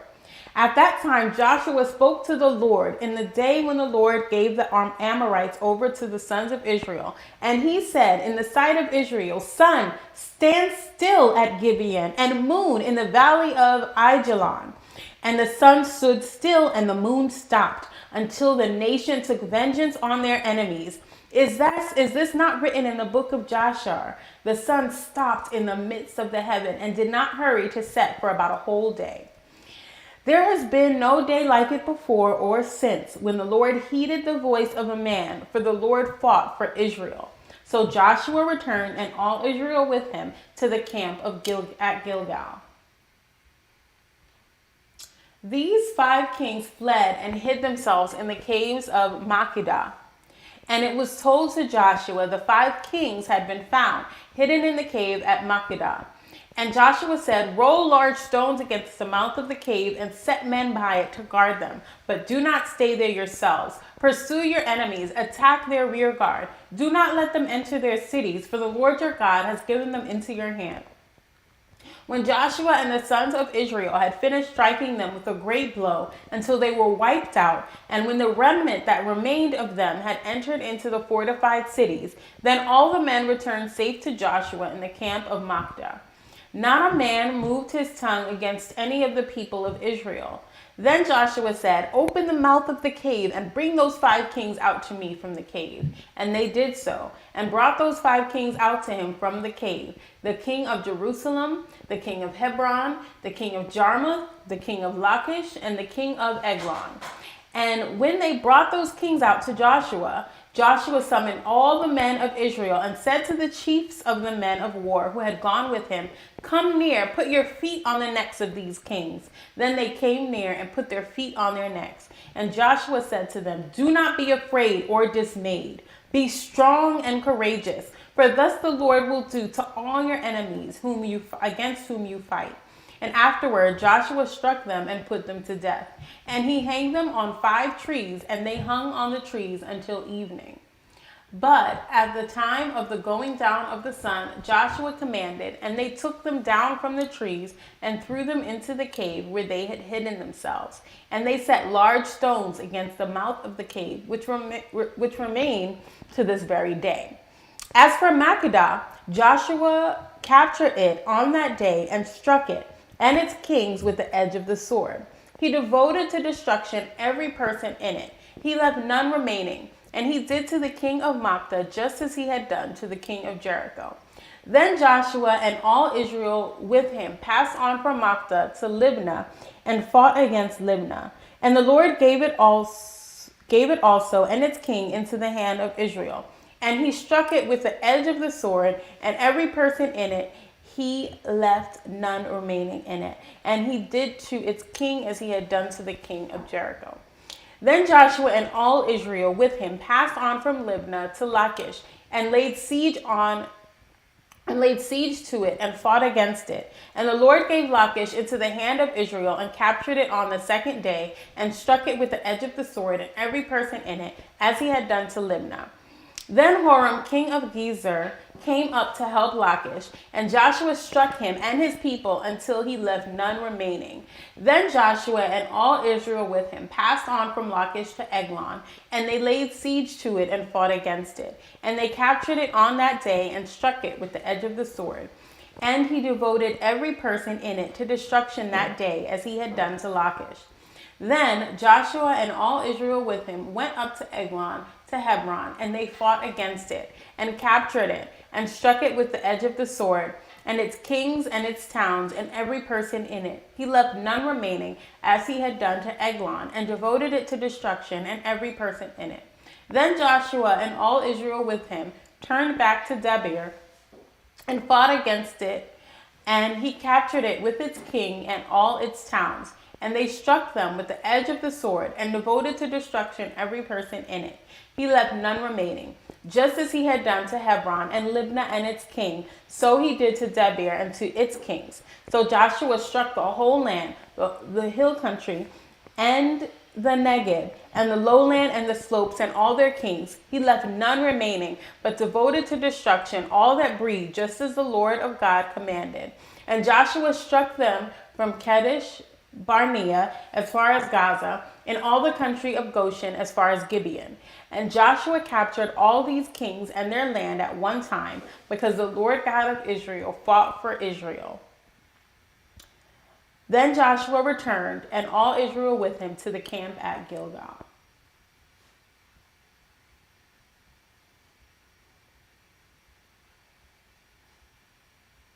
Joshua 11. When Jabin, the king of Hazor, heard of this, he sent to Jobab, king of Madon, and to the king of Shimron, and to the king of Akshaph, and to the kings who were in the northern hill country, and in Arabah, south of Shinaroth, to the lowland, and in Naphoth Dor on the west, to the Canaanites in the east and the west, the Amorites, the Hittites, the Perizzites, and the Jebusites in the hill country, and the Hivites under Hemron in the land of Mizpah. And they came out with all their troops, a great horde in number, like the sand that is on the seashore, with very many horses and chariots. And all these people joined their forces and came and encamped together at the waters of Merom to fight against Israel. And the Lord said to Joshua, "Do not be afraid of them, for tomorrow at this time I will give over all of them slain to Israel. You shall hamstring their horses and burn their chariots with fire." So Joshua and all his warriors came suddenly against them by the waters of Merom and fell upon them. And the Lord gave them into the hand of Israel, who struck them and chased them as far as Great Sidon and Misrephoth Maim, and eastward as far as the valley of Mizpeh. And they struck them until he left none remaining.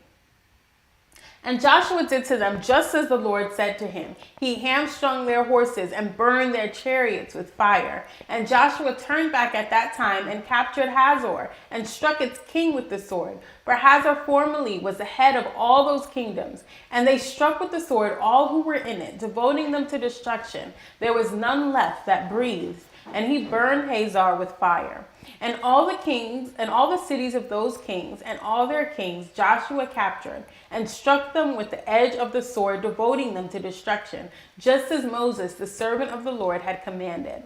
But none of the cities that stood on mounds did Israel burn, except Hazor alone, that Joshua burned. And all the spoil of their cities and the livestock the people of Israel took for their plunder. But every man they struck with the edge of the sword until they had destroyed them. And they did not leave any who breathed. Just as the Lord had commanded Moses his servant, so Moses commanded Joshua, and so Joshua did. He left nothing undone of all that the Lord had commanded Moses.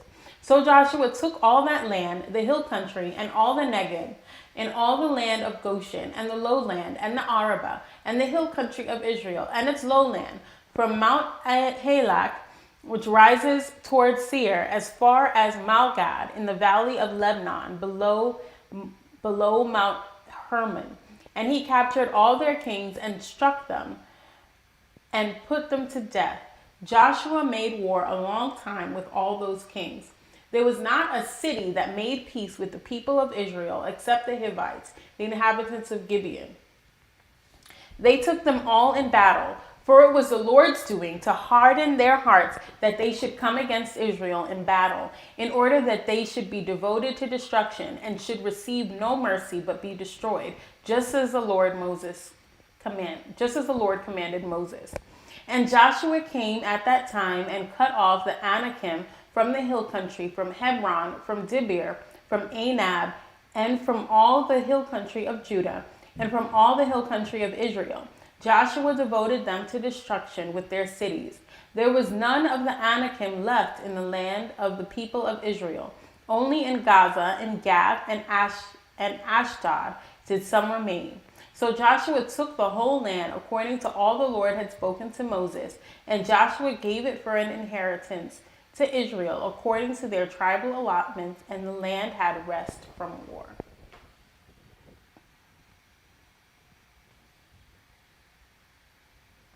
Joshua 12. Now these are the kings of the land with whom the people of Israel defeated and took possession of their land beyond the Jordan toward the sunrise, from the valley of the Arnon to Mount Hermon, with all the Arabah eastward. Zion, king of the Amorites, who lived in Heshbon and ruled from Oror, which is on the edge of the valley of Arnon, and from the middle of the valley as far as the river Jabbok, the boundary of the Ammonites, that is, half of Gilead. And the Arabah to the sea of Chinneroth, eastward, and in the direction of Beth Jeshimoth, to the sea of Arabah, the salt sea, southward to the foot of the slopes of Pisgah. And Og, king of Bashan, one of the remnant of the Rephaim, who lived at Ashtaroth and at Edrei, and ruled over Mount Hermon and Salcah and all Bashan to the boundary of the Gershurites and the Machathites, and over half of Gilead to the boundary of Sihon, king of Heshbon. Moses, the servant of the Lord, and all the people of Israel defeated them. And Moses, the servant of the Lord, gave their land for a possession to the Reubenites and the Gadites and the half tribe of Manasseh. And these are the kings of the land whom Joshua and the people of Israel defeated in the west side of the Jordan, from Baal-gad in the valley of Lebanon,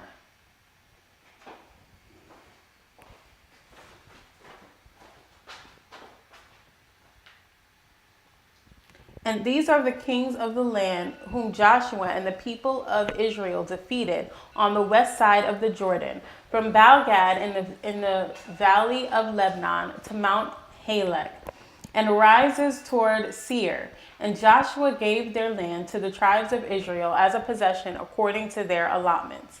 In the hill country, in the lowland, in the Arabah, in the slopes, in the wilderness, in the Negeb, in the land of the Hittites, the Amorites, the Canaanites, the Perizzites, the Hivites, and the Jebusites. The king of Jericho, 1. The king of Ai, which is beside Bethel, 1. The king of Jerusalem, 1. The king of Hebron, 1. The king of Jarmuth, 1. The king of Lachish, 1. The king of Eglon, 1. The king of Gezer, 1. The king of Debir, 1. The king of Gedir, 1. The king of Hormah, 1. The king of Arid, 1. The king of Libnah, 1. The king of Adullam, 1. The king of Makkedah, 1. The king of Bethel, 1. The king of Tupah, 1. The king of Hephir, 1. The king of Apik, 1. The king of Lasharon, 1. The king of Madon, 1. The king of Hazor, 1. The king of Miron, 1. The king of Akshaph, 1. The king of Takna, 1. The king of Megiddo, 1. The king of Gadish, 1. The king of Jokneam in Carmel, 1. The king of Dor in Naphach-dor, 1. The king of Goim in Galilee, 1. The king of Tirzah, 1. In all, 31 kings.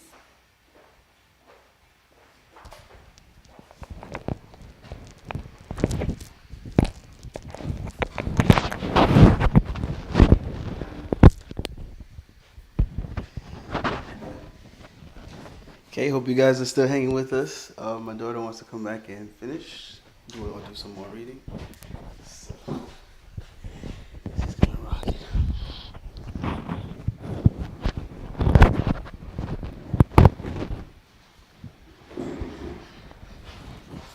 Now Joshua was old and advanced in years, and the Lord said to him, "You are old and advanced in years, and there remains yet very much land to possess. This is the land that yet remains, all the regions of the Philistines and all those of the Geshurites, from the Shihar, which is east of Egypt, northward to the boundary of Ekron. It is counted as Canaanite. There are 5 rulers of the Philistines, those of Gaza, Ashdod, Ashkelon, Gath, and Ekron, and those of the Avon in the south. All the land of the Canaanites, and Mira, that belongs to the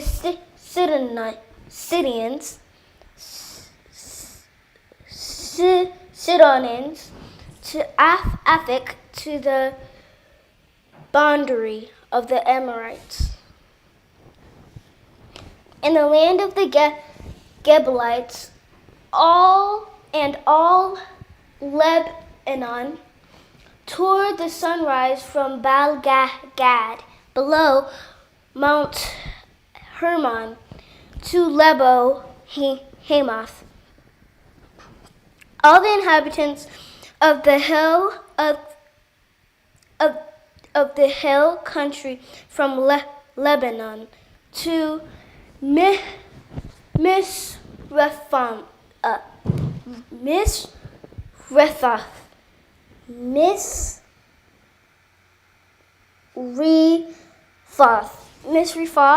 and even all the Syrians. I myself will drive them out from before the people of Israel. Only allot the land to Israel for an inheritance, as I have commanded you. Now therefore divide this land for an inheritance to the 9 tribes and half the tribe of Manasseh. With the other half of the tribe of Manasseh, the Reubenites and the Gadites received their inheritance, which Moses gave them beyond the Jordan eastward, as Moses, the servant of the Lord, gave them, from Aroer, which is on the edge of the valley of the Arnon, and the city that is in the middle of the valley, and all the tableland of Medeba, as for Dibon, as far as Dibon, and all the city of Sihon came of the Amorites, who regained in Heshbon, as far as the boundary of the Ammonites, and Gilead, and the region of the Geshurites, and Maacathites, and all Mount Hemron, and all Bashan to Salcah, and all the kingdom of Og in Bashan, who redeemed in Ashtaroth and Adria. He alone was left of the remnants of the Rephaim. These Moses had struck and driven out. Yet the people of Israel did not drive out the Jeshurites or the Maccathites, but Gesher and Maccath dwell in the midst of Israel to this day. To the tribe of Levi alone Moses gave no inheritance. The offerings by fire to the Lord God of Israel are their inheritance, as he said to him. And Moses gave an inheritance to the tribe of the people of Reuben, according to their clans. So their territory was from which is on the edge of the valley of the Arnon, and the city of that is the middle of the valley, and all the tableland by Medeba, with Keshbon and all its cities that are in the tableland, Dibon and Bamothbel, and Beth Baal Meon, and Jahaz, and Kedmoth, and Mephath, and Kuratham, and Sibma, and Shahar, on the hill of the valley, and Beth Peor, and the slopes of Pisgah, and Beth Jeshimoth. That is all the cities of the tableland, and all the kingdom of Sihon, king of the Amorites, who regained in Heshbon, whom Moses defeated with the leaders of Midian.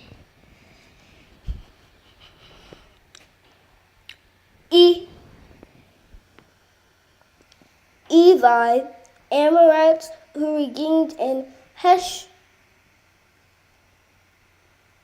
Evi, and Rechem, and Zur, and Hur, and Reba, the prince of Sihon, who lived in the land. Balaam also, the son of Beor, the one who practiced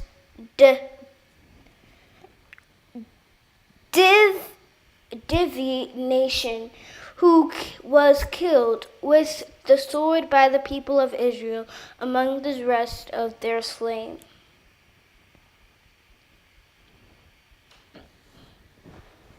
And the border of the people of Reuben was the Jordan as a boundary. This was the inheritance of the people, Reuben, according to their clans, with their cities and villages. Moses gave an inheritance also to the tribe of Gad, to the people of Gad, according to their clans. Their territory was Jazer, and all the cities of Gilead, and half the land of the Ammonites to Ar, which is east of Rabbah. And from Heshbon to Ramath, Mizpeh, and Bethlehem, and from Mahanaim to the territory of Debir, and in the valley of Meth-haram, Beth Nimar, Succoth, and Zaphon. The rest of the kingdom of Sihon, king of Heshbon, having the Jordan as boundary to the lower end of the sea of Shinnereth, eastward beyond the Jordan. This is the inheritance of the people of Gad, according to their clans, with their cities and villages. And Moses gave an inheritance to the half-tribe of Manasseh. It was all allotted to the half-tribe of the people of Manasseh, according to their clans. Their region extended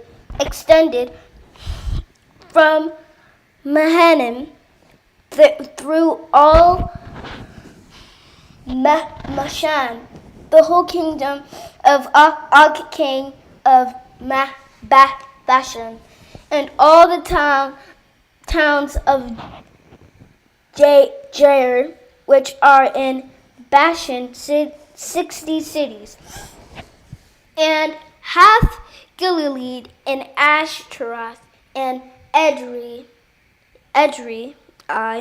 the cities of the kingdom of Og in Bashan. These are allotted to the people of Mashur, the son of Manasseh, for the half of the people of Machir, according to their clans. These are the inheritance that Moses distributed in the plans of Moab, beyond the Jordan, east of Jericho. But to the tribe of Levi, Moses gave no inheritance. The Lord God of Israel is their inheritance, just as he said to them.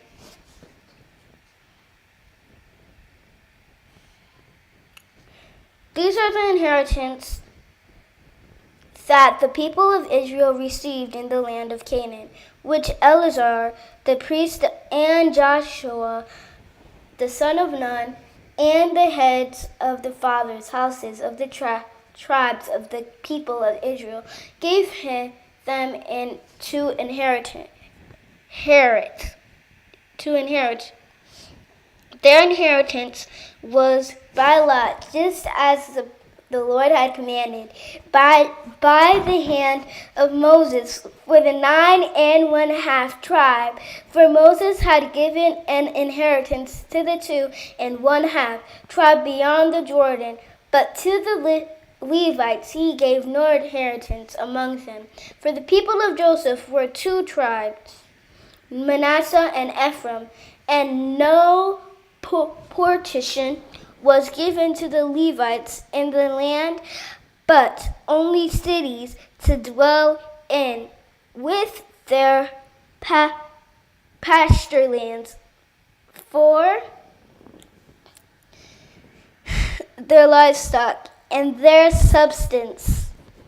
The people of Israel did as the Lord commanded Moses. They allotted the land.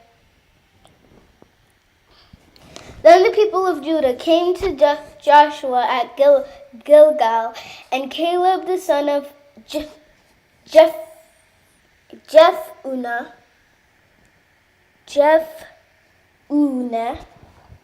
the Kenizzites, said to him, "You know what the Lord said to Moses, the man of God, in Kadesh Barnea,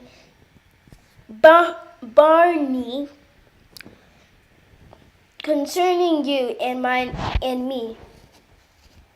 I was 40 years old when Moses, the servant of the Lord, sent me from Kadesh Barnea to spy out the land, and brought him word again as it was in my heart. But my brothers who went up with me made the heart of the people melt.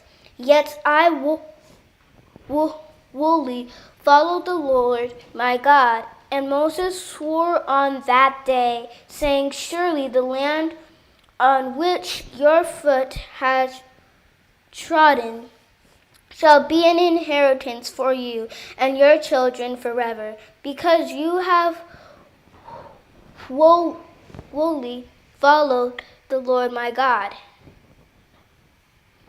And now behold, the Lord has kept me alive, just as he said, these 45 years since the time that the Lord spoke this word to Moses while Israel walked in the wilderness. And now behold, I am this day 85 years old.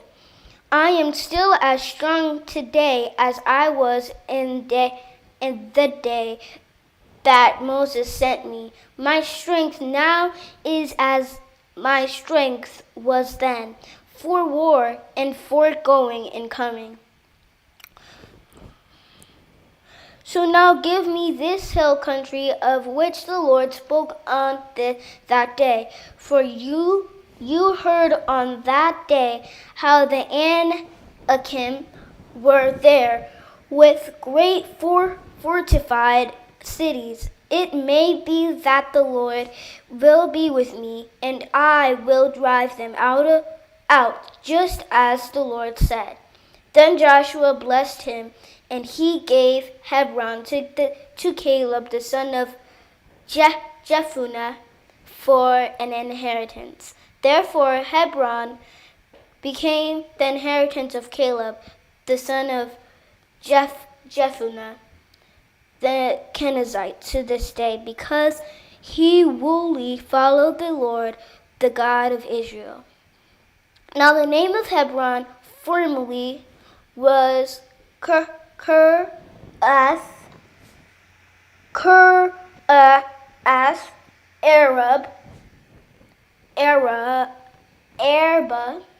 Arba was the greatest man among the Anakim, and the land had rest for war.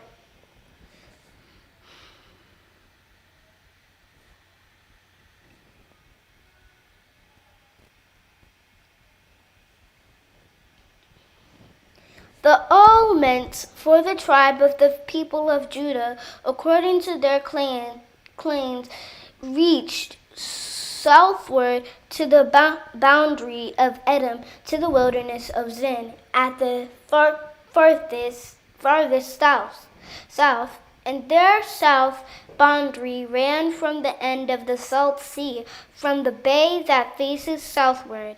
It goes out southward of the ascent of Acraim, passes along to Zin, and goes up south of Kadesh Barnea, all along by Hezron, up to Adar, turns about to Karka, passes along to Asman, goes out by the brook of Egypt, and comes to its end at the sea. This shall be your south boundary, and the east boundary is the Salt Sea, to the mouth of the Jordan, and the boundary on the north side runs from the bay of the sea at the mouth of the Jordan, and the boundary goes up to Beth Haglah, and passes along north of Beth Araba, and the boundary goes up to the stone of Bohan, the son of Reuben, and the boundary goes up to Debir, from the valley of Azekar, and so northward, turning toward Gilgal, which is opposite the ascent of Adium, which is on the south side of the valley, and the boundary passes along to the waters of En Shemesh, and ends at En Rogel.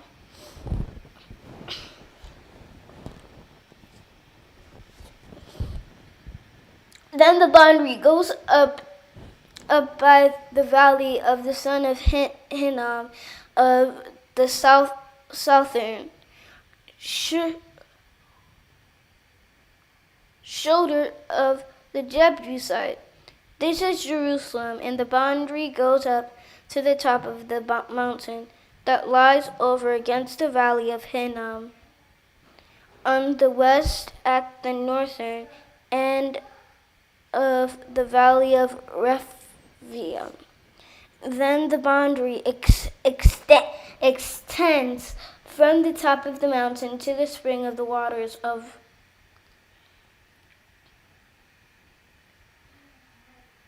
Nephtoah, and from there to the city of Mount Ephron. Then the boundary bends around to Bela, that is Kireth Jearim. Then the boundary circles west of Bela,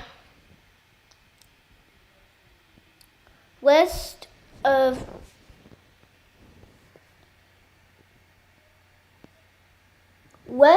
Bela to Mount Seir, passes along to the northern shoulder of Mount Jearim, that is Cheshsalon, and goes down to Beth Shemesh, and passes along by Timnah. The boundary goes out to the shoulder of the hill north of Ekron. Then the boundary bends around to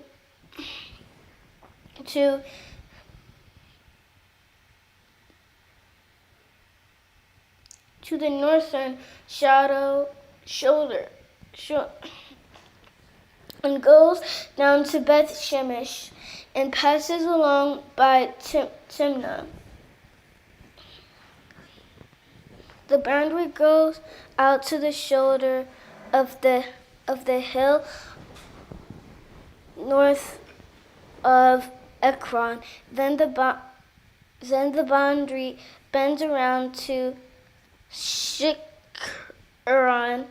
and passes along to the Mount Bela and goes out to Jabneel. Then the boundary comes to an end at the sea. And the west boundary was the great sea with its coastline. This is the boundary around the people of Judah according to their clans. According to the commandment of the Lord to Joshua, he gave to Caleb the son of Jephunneh a portion among the people of Judah, Guriath, Arba, that is Hebron.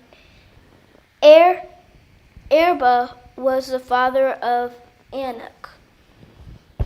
And Caleb drove out from there the three sons of Anak,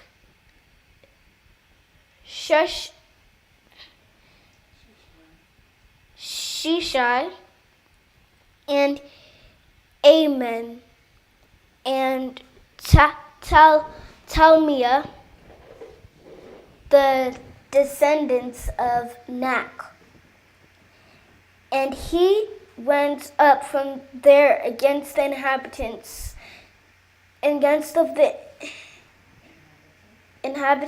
of Debir. Now the name of Debir formerly was Kirith Sepher. And Caleb said,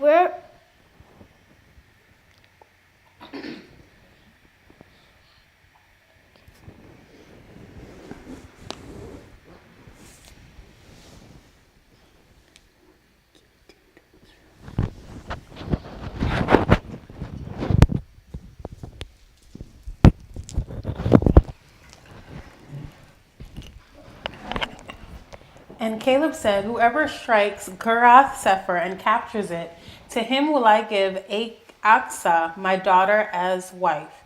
And Othniel, the son of Kenaz, the brother of Caleb, captured it, and he gave him Achsah, his daughter, as wife. Then she came to him. When she came to him, she urged him to ask her father for a field. And she got off her donkey, and Caleb said to her, "What do you want?" So she said to him, "Give me a blessing. Since you have given me the land of the Negeb, give me also springs of water." And he gave her the upper springs and the lower springs. This is the inheritance of the tribe of the people of Judah, according to their clans.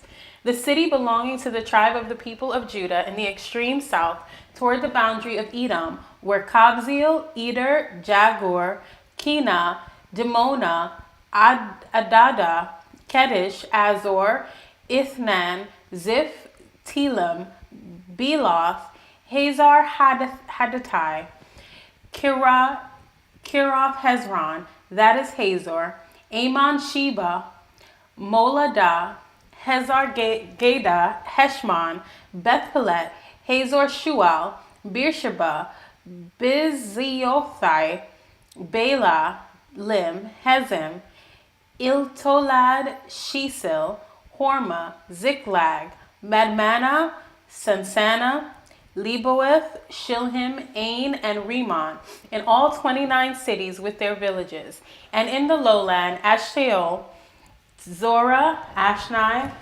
Zanoah, Inganim, Tapua, Enam, and Jarmuth, Adullam, Sokuth, Eska, and Sharim, Edithaim, Gedera, and Gederathaim, 14 cities with their villages. Zena, Hadashah, Migdal Gad, Delim, Mizpah, Joktheel, Lachish, Boskath, Eglon, Kaban, Lamam, Chitlish, Kedaroth, Beth Dagon, Naamah, and Makdah, 16 cities with their villages. Libnah, Ether, Ashan, Iftha, Ashna, Nezib, Keilah, Akzib, Markshah, 9 cities with their villages. Ekron with its town and its villages. From Ekron to the sea, all that were by the side of Ashdod with their villages. Ashdod, its towns and its villages. Gaza, its towns and its villages. To the brook of Egypt and the great sea with its coastland. And in the hill country, Shamar, Jatir, Sokuth, Dana, Kerith, Sana, that is Debir, Anab, Eshtremoth, Anab, Goshen, Holon, and Gilo, 11 cities with their villages. Arab, Duma, Eshan, Janib, Beth Tapua, Afekah, Humta, Kerith Arba, that is Hebron, and Zior, 9 cities with their villages. Maon, Carmel, Ziph, Judah, Jezreel, Jokdeam, Zenoah, Cain, Gibeah, and Timnah, 10 cities with their villages. Halhu, Beth Zur, Kedor, Marath, Beth Anath, and Eltekon, 6 cities with their villages. Kerath Baal, that is Kerath Jearim, and Reba, 2 cities with their villages. In the wilderness, Beth Arabah, Middin, Sekaika, Nibshan, the city of salt, and En-Gedi, 6 cities with their villages. But the Jebusites, the inhabitants of Jerusalem, the people of Judah, could not drive out. So the Jebusites dwell with the people of Judah at Jerusalem to this day.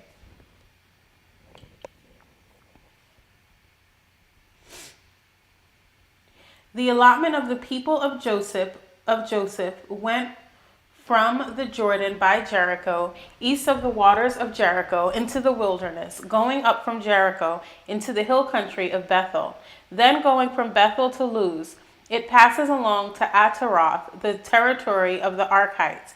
Then it goes down westward to the territory of the Japhilites, as far as the territory of Lower Beth Horon, then to Gezer, and it ends at the sea. The people of Joseph, Manasseh and Ephraim, received their inheritance. The territory of the people of Ephraim by their clans was as follows. The boundary of their inheritance on the east was Ataroth Adar as far as Upper Beth Horon, and the boundary goes from there to the sea. On the north is Mikpethath.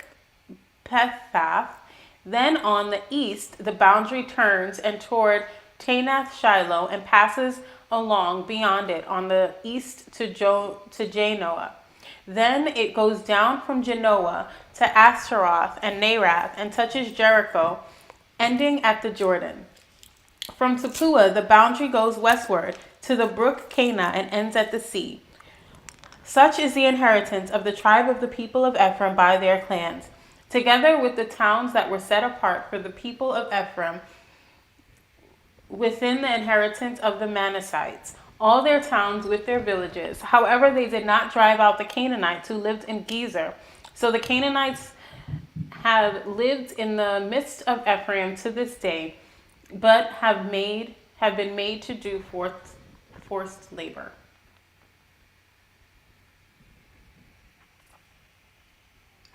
Joshua 17. Then allotment was made to the people of Manasseh, for he was the firstborn of Joseph. To Machir, the firstborn of Manasseh, the father of Gilead, were allotted Gilead and Bashan, because he was a man of war. And allotments were made to the rest of the people of Manasseh by their clans: Abiezer, Halek, Asriel, Shechem, Hefer, and Shedmida. These were the male descendants of Manasseh, the son of Joseph, by their clans. Now Zelophehad, the son of Hefer, son of Gilead, son of Machir, son of Manasseh, had no sons but only daughters. And these are the names of his daughters: Mahlah, Noah, Hagla, Milcah, and Tirzah. They approached Eleazar the priest and Joshua the son of Nun and the leaders and said, "The Lord commanded Moses to give us an inheritance along with our brothers." So according to the mouth of the Lord, he gave them an inheritance among the brothers of their father. Thus there fell to Manasseh 10 portions, besides the land of Gilead and Bashan, which is on the other side of the Jordan. Because the daughters of Manasseh received an inheritance along with his sons, the land of Gilead was allotted to the rest of the people of Manasseh. The territory of Manasseh reached from Asher to Mikpethath, which is east of Shechem. Then the boundary goes along southward to the inhabitants of Entupah. The land of Tapua belonged to Manasseh, but the town of Tapua on the boundary of Manasseh belonged to the people of Ephraim. Then the boundary went down to the brook of Cana. These cities to the south of the brook among the cities of Manasseh belonged to Ephraim. Then the boundary of Manasseh goes on to the north side of the brook and ends at the sea. The land to the south being Ephraim's and that to the north being Manasseh's, with the sea forming its boundary. On the north, Asher is reached, and on the east, Ishkar. Also Issachar, and in Asher Manasseh, had Beth Shean and its villages, and Ibleam and its villages, and the inhabitants of Dor and its villages, and the inhabitants of Endor and its villages, and the inhabitants of Tanakh and its villages, and the inhabitants of Megiddo and its villages. The third is Naphath. Yet the people of Manasseh could not take possession of those cities, but the Canaanites persisted in dwelling in that land. Now when the people of Israel grew strong, they put the Canaanites to forced labor, but did not utterly drive them out. Then the people of Joseph spoke to Joshua, saying, "Why have you given me but one lot and one portion as an inheritance, although I am a numerous people, since all along the Lord has blessed me?" And Joshua said to them, "If you are a numerous people, go up by yourselves to the forest, and there clear ground for yourself in the land of the Perizzites and the Rephaim, since the hill country of Ephraim is too narrow for you." The people of Joseph said, "The hill country is not enough for us. Yet all the Canaanites who dwell in the plain have chariots of iron, both in Beth Shean and its villages, and those in the valley of Jezreel." Then Joshua said to the house of Joseph, to Ephraim and Manasseh, "You are a numerous people and have great power. You shall not have one allotment only, but the hill country shall be yours. For though it is a forest, you shall clear it and possess it to its farthest borders. You shall drive out the Canaanites, though they have chariots of iron, and though they are strong.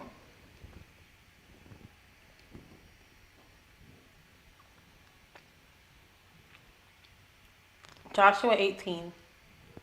Then the whole congregation of the people of Israel assembled at Shiloh and set up the tent of meeting there. The land lay subdued before them. There remained among the people of Israel 7 tribes whose inheritance had not yet been apportioned. So Joshua said to the people of Israel, how long will you put off going in to take possession of the land which the Lord, the God of your fathers, has given you? Provide 3 men from each tribe, and I will send them out, that they may set out and go up and down the land. They shall write a description of it with a view to their inheritances, and then come to me. They shall divide it into 7 portions. Judah shall continue in his territory on the south, and the house of Joseph shall continue in their territory on the north. And you shall describe the land in 7 divisions, and bring the description here to me, and I will cast lots for you here among the Lord our God. The Levites have no portion among you, for the priesthood of the Lord is their heritage, and Gad and Reuben and half the tribe of Manasseh have received their inheritance beyond the Jordan eastward, which Moses the servant of the Lord gave them. So the men arose and went, and Joshua charged those who went to write the description of the land, saying, go up and down in the land and write a description and return to me, and I will cast lots for you here before the Lord in Shiloh. So the men went and passed up and down in the land and wrote in a book a description of it by towns in 7 divisions. Then they came to Joshua to the camp at Shiloh, and Joshua cast lots for them in Shiloh before the Lord. And there Joshua apportioned the land to the people of Israel, to each his portion. Apportioned the land to the people of Israel, to each his portion. The lot of the tribe of the people of Benjamin, according to its clans, came up, and the territory allotted to it fell between the people of Judah and the people of Joseph. On the north side, their boundary began at the Jordan. Then the boundary goes up to the shoulder north of Jericho, then all through the hill country westward, and it ends at the wilderness of Beth-aven.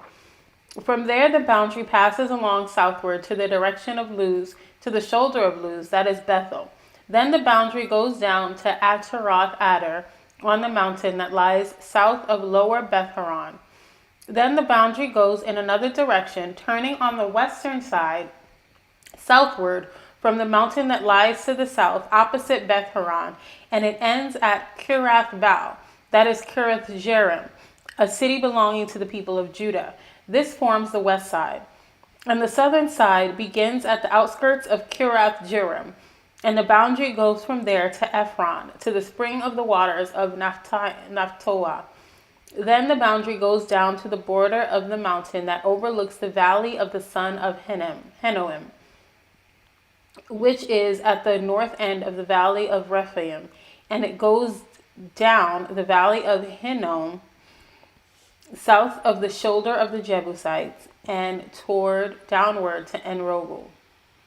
Then it bends in a northerly direction on to En-shemesh, and from there goes to Geliloth, which is opposite the ascent of Adumim. Then it goes down to the stone of the Bohan, the son of Reuben, and passing on to the north of the shoulder of Beth-arabah, it goes down to the Arabah.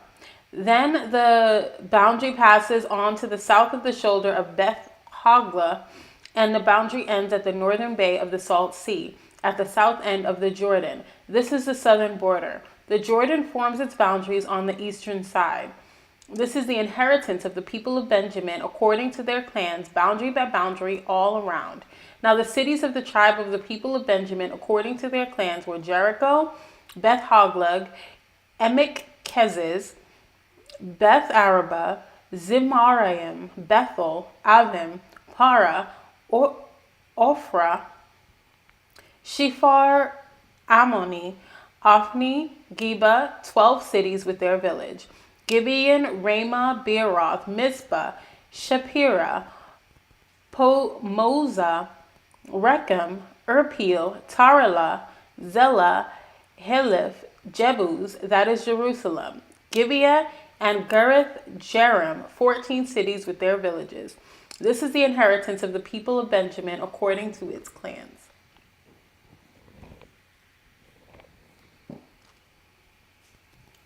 Joshua 19. The second lot came out for Simon. For the tribe of the people of Simon, according to their clans and their inheritance, was in the midst of the inheritance of the people of Judah. And they had for their inheritance Beersheba, Sheba, Moladah, Hazar Shul, Bela, Hezrim, Eltolad, Bethel, Hormah, Ziklag, Beth Markaboth, Hazir Susa, Beth Leboeth, and Sharhuin, 13 cities with their villages. Ain, Rimmon, Ether, and Ashan, 4 cities with their villages, together with all the villages around these as far as Balath Beer, Ramah of the Negeb. This was the inheritance of the tribe of the people of Simeon according to their clans. The inheritance of the people of Simeon formed part of the territory of the people of Judah, because the portion of the people of Judah was too large for them. The people of Simeon obtained an inheritance in the midst of their inheritance. The third lot came up for the people of Zebulun, according to their clans, and the territory of their inheritance reached as far as Sarid. Then their boundary goes up westward and on to Mariel and touches Dabasheth, then the brook that is east of Jokneam. From Sarid it goes in the other direction eastward toward the sunrise to the boundary of Chisloth Tabor. From there it goes to Dabirath, then to Japhia. From there it passes along on the east toward the sunrise to Gath Hepher, to Ethkazin, and going on to Rimmon. It bends towards Neah. Then on the north the boundary turns about to Hanathon, and it ends at the valley of Iftahel and Katath, Nehalal, Simron, Idalah, and Bethlehem, 12 cities with their villages. This is the inheritance of the people of Zebulun according to their clans, these cities with their villages. The fourth lot came out for Issachar, for the people of Issachar according to their clans. Their territory included Jezreel, Chishaloth, Shunem, Hapharaim, Shion, Anaharath, Rabbith, Kishon, Ebez, Remeth, Enginim, Enhara, Beth Pazez. The boundary also touches Tabor, Shahuzuma, and Beth Shemesh, and its boundary ends at Jordan, 16 cities with their villages. This is the inheritance of the tribe of the people of Issachar according to their clans, the cities with their villages. The fifth lot came out for the tribe of the people of Asher according to their clans. Their territory included Helkath, Ali, Betin, Aksaph, Alamelech, Amad, and Mishal. On the west, it touches Carmel and Shihor Libnath. Then it turns eastward.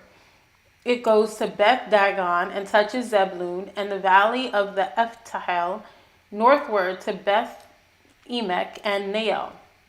And then it continues in the north to Kabul, Hebron, Rehob, Hammon, Cana, as far as City in the Great.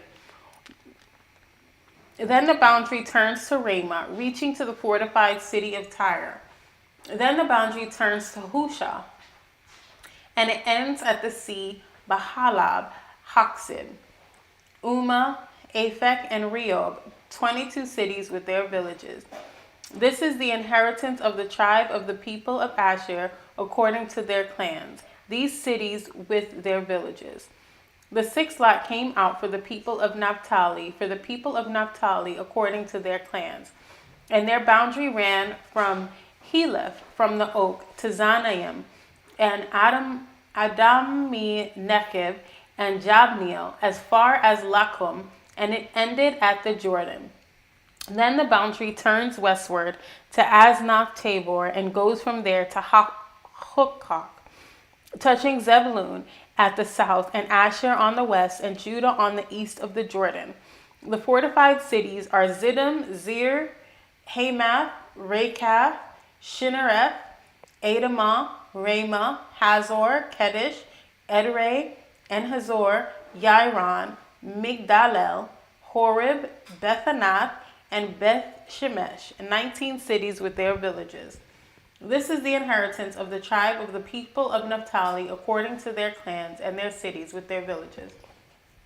The seventh lot came out for the tribe of the people of Dan according to their clans, and the territory of its inheritance included Zorah, Eshtaol, Irshemesh, Shalabin, Ajalon, Ithla, Elon, Timnah, Ekron, Elitek, Gibbethon, Malath, Jehud, Ben-Berek, Gath-Rimmon, and Mijarkon, and Raycon, with the territory over against Jobah. When the territory of the people of Dan was lost to them, the people of Dan went up and fought against Leshem, and after capturing it and striking with the sword, they took possession of it and settled in it, calling Leshem Dan after the name of Dan, their ancestor. This is the inheritance of the tribe of the people of Dan according to their clans, these cities with their villages. When they had finished distributing the several territories of the land as inheritances, the people of Israel gave an inheritance among them to Joshua the son of Nun. By command of the Lord, they gave him the city that he asked, Timnath-Serah, in the hill country of Ephraim, and he rebuilt the city and settled in it. These are the inheritance of Eleazar the priest and Joshua the son of Nun, the heads of the fathers' houses of the tribes of the people of Israel, distributed by lot at Shiloh before the Lord, at the entrance of the tent of meeting. So they finished dividing the land.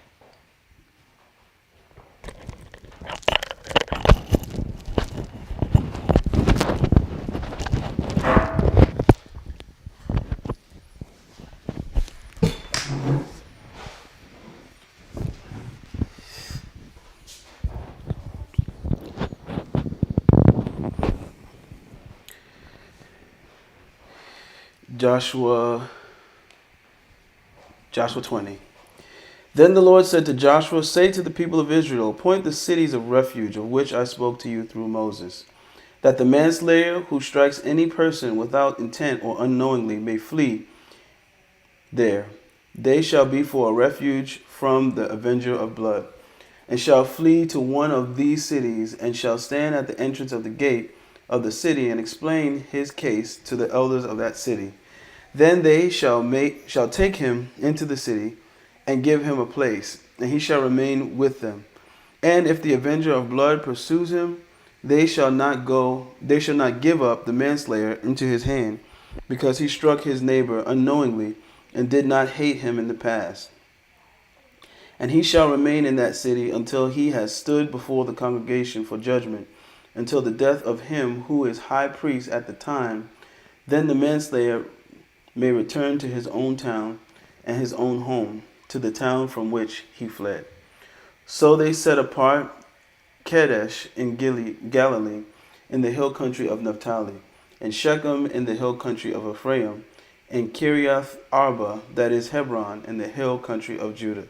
And beyond the Jordan, east of Jericho, they appointed Bezer in the wilderness on the tableland from the tribe of Reuben, and Ramoth in Gilead from the tribe of Gad, and Golan in Bashan from the tribe of Manasseh.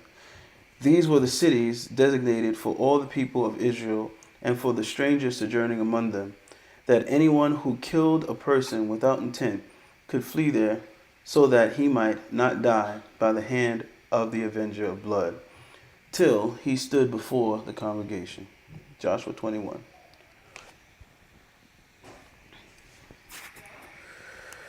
Joshua 21. Then the heads of the fathers' houses of the Levites came to Eleazar the priest and to Joshua the son of Nun, and to the heads of the fathers' houses of the tribes of the people of Israel. And they said to them at Shiloh in the land of Canaan, the Lord commanded through Moses that we be given cities to dwell in, along with their pastures.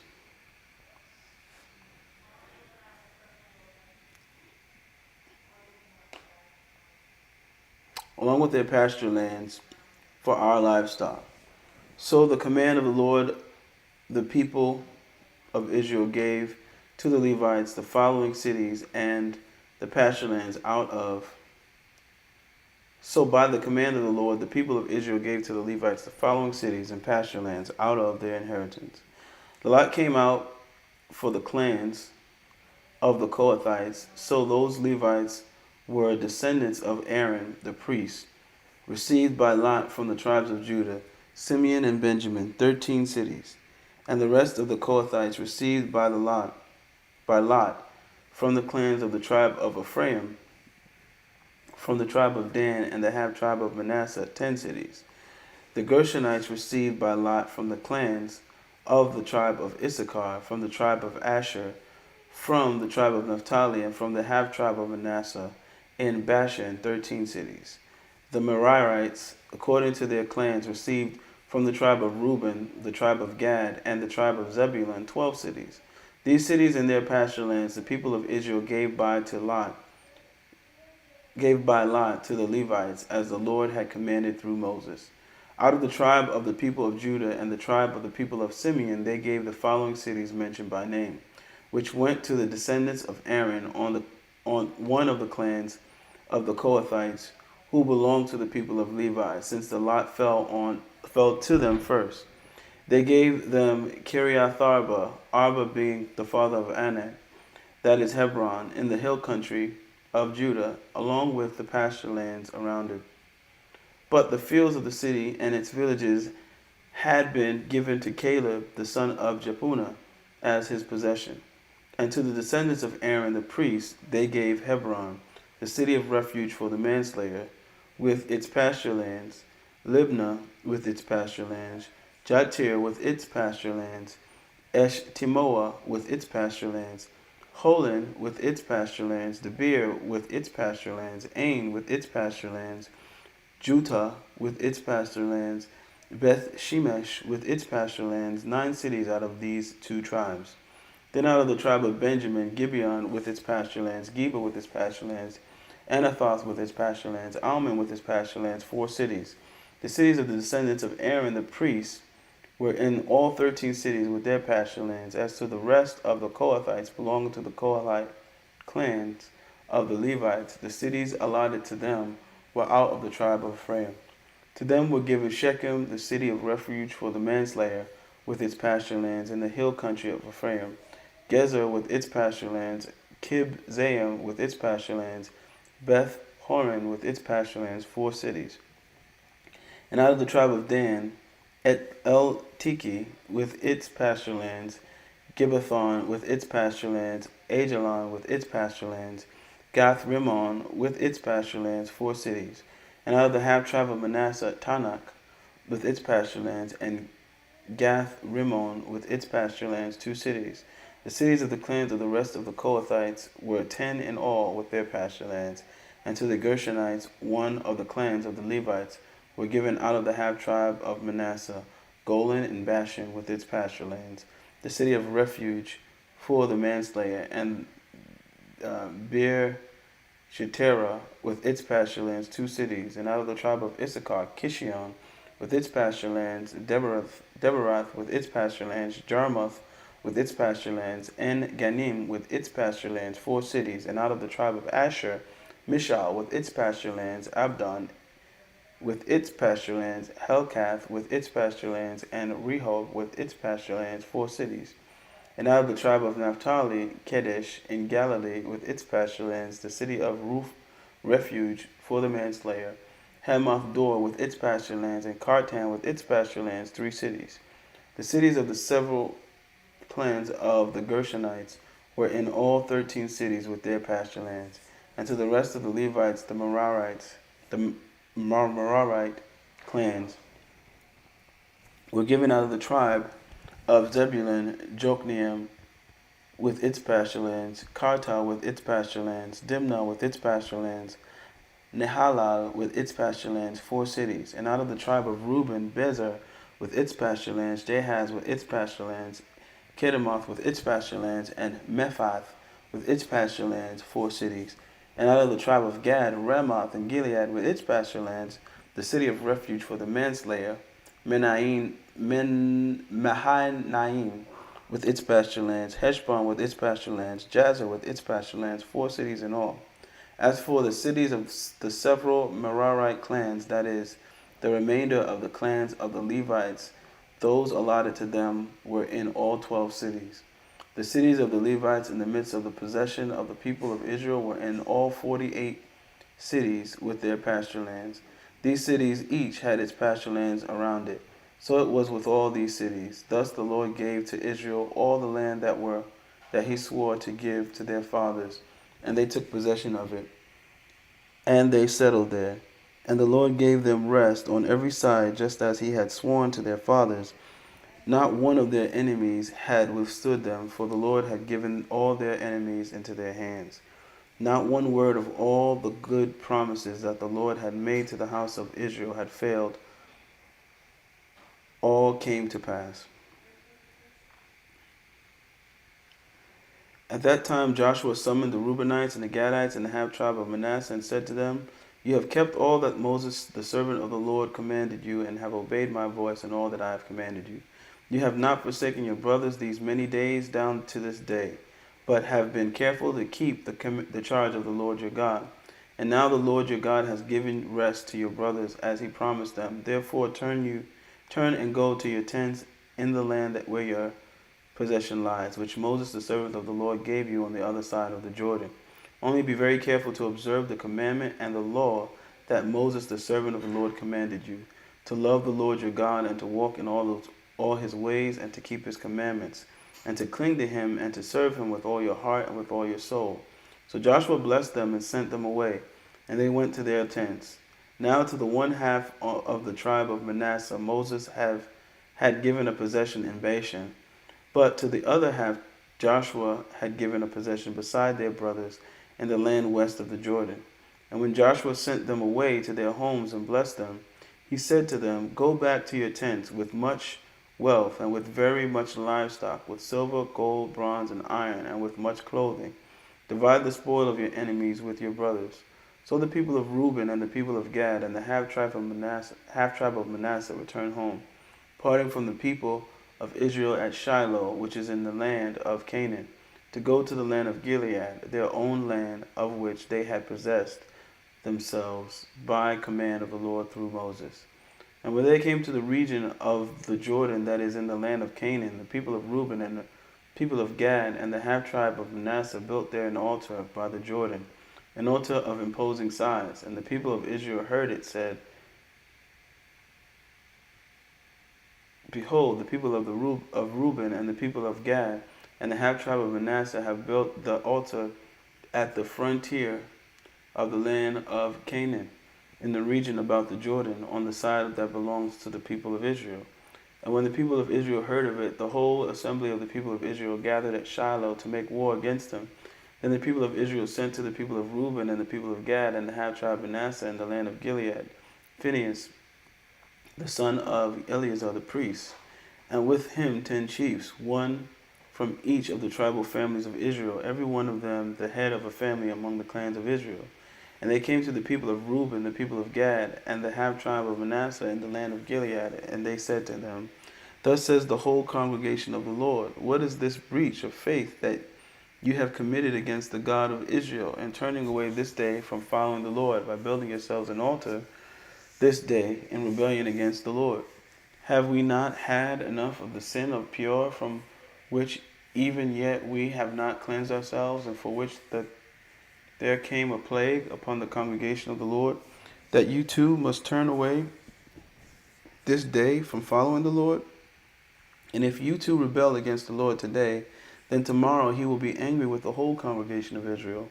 But now, if the land of your possession is unclean, pass over into the Lord's land, where the Lord's tabernacle stands, and take for yourselves a possession among us.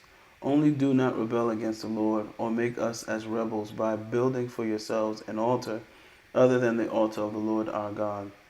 Did not Achan, the son of Zerah, break faith in the matter of the devoted things, and wrath fell upon all the congregation of Israel?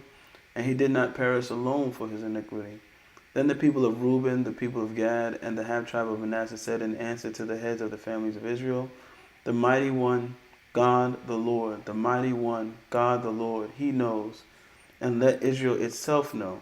If it was a rebellion or in breach of faith against the Lord, do not spare us today for building an altar to turn away from following the Lord, or if we do so to offer burnt offerings or grain offerings or peace offerings on it, may the Lord himself take vengeance.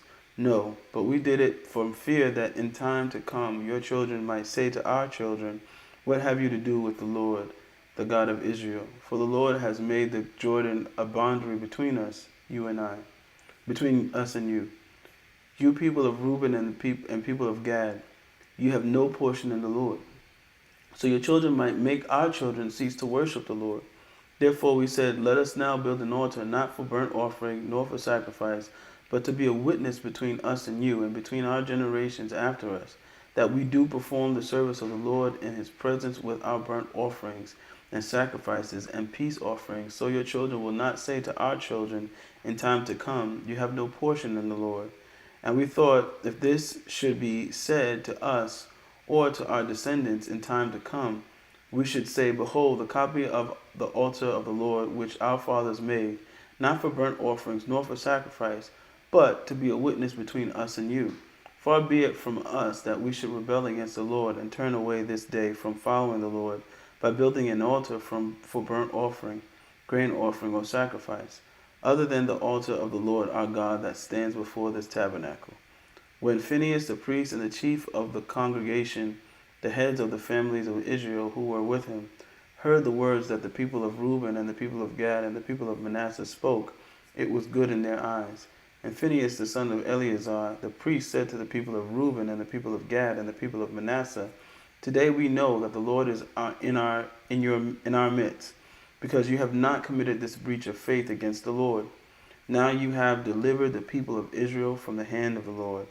Then Phinehas the son of Eleazar the priest and the chiefs returned from the people of Reuben and the people of Gad in the land of Gilead to the land of Canaan, to the people of Israel, and brought back word to them. And the report was good in the eyes of the people of Israel. And the people of Israel blessed God and spoke no more of making war against them to destroy the land where the people of Reuben and the people of Gad were settled. The people of Reuben and the people of Gad called the altar witness, for they said, it is a witness between us that the Lord is God. Joshua 23. A long time afterward, when the Lord had given rest to Israel from all their surrounding enemies, and Joshua was old and well advanced in years, Joshua summoned all Israel, its elders and heads, its judges and officers, and said to them, I am now old and well advanced in years, and you have seen all that the Lord your God has done to all these nations for your sake. For it is the Lord your God who has fought for you. Behold, I have allotted to you as an inheritance for your tribes those nations that remain, along with all the nations that I have already cut off, from the Jordan to the great sea in the west. The Lord your God will push them back before you and drive them out of your sight, and you shall possess their land just as the Lord your God promised you. Therefore be very strong to keep and do all that is written in the book of the law of Moses, turning aside from it neither to the right hand nor to the left, that you may not mix with these nations remaining among you, or make mention of the names of their gods, or swear by them, or serve them, or bow down to them. But you shall cling to the Lord your God, just as you have done to this day. For the Lord has driven out before you great and strong nations. And as for you, no man has been able to stand before you to this day. One man of you puts to flight 1,000, since it is the Lord your God who fights for you, just as he promised you. Be very careful, therefore, to love the Lord your God. For if you turn these nations remaining among you, and make marriages with them, so that you associate with them and they with you, know for certain that the Lord your God will no longer drive out these nations before you, but they shall be a snare and a trap for you, a whip on your sides and horns in your eyes, until you perish from off this ground that the Lord your God has given you. And now I am about to go to the way I'm about to go the way of all the earth, and you know in your hearts and souls, all of you, that not one word has failed of all the good things that the Lord your God promised concerning you. All have come to pass for you. Not one of them has failed. But just as all the good things that the Lord your God promised concerning you have been fulfilled for you, so the Lord will bring upon you all the evil things until he has destroyed you from off this good land that the Lord your God has given you. If you transgress the covenant of the Lord your God, which he commanded you, and go and serve other gods and bow down to them, then the anger of the Lord will be kindled against you, and you shall perish quickly from off the good land that he has given you. Amen. All right, so we have finished our reading for today. 40 days, get through the Bible in 40 days. Day 7 is complete. We will see you tomorrow. God bless you guys. Enjoy the rest of your day. Bye-bye.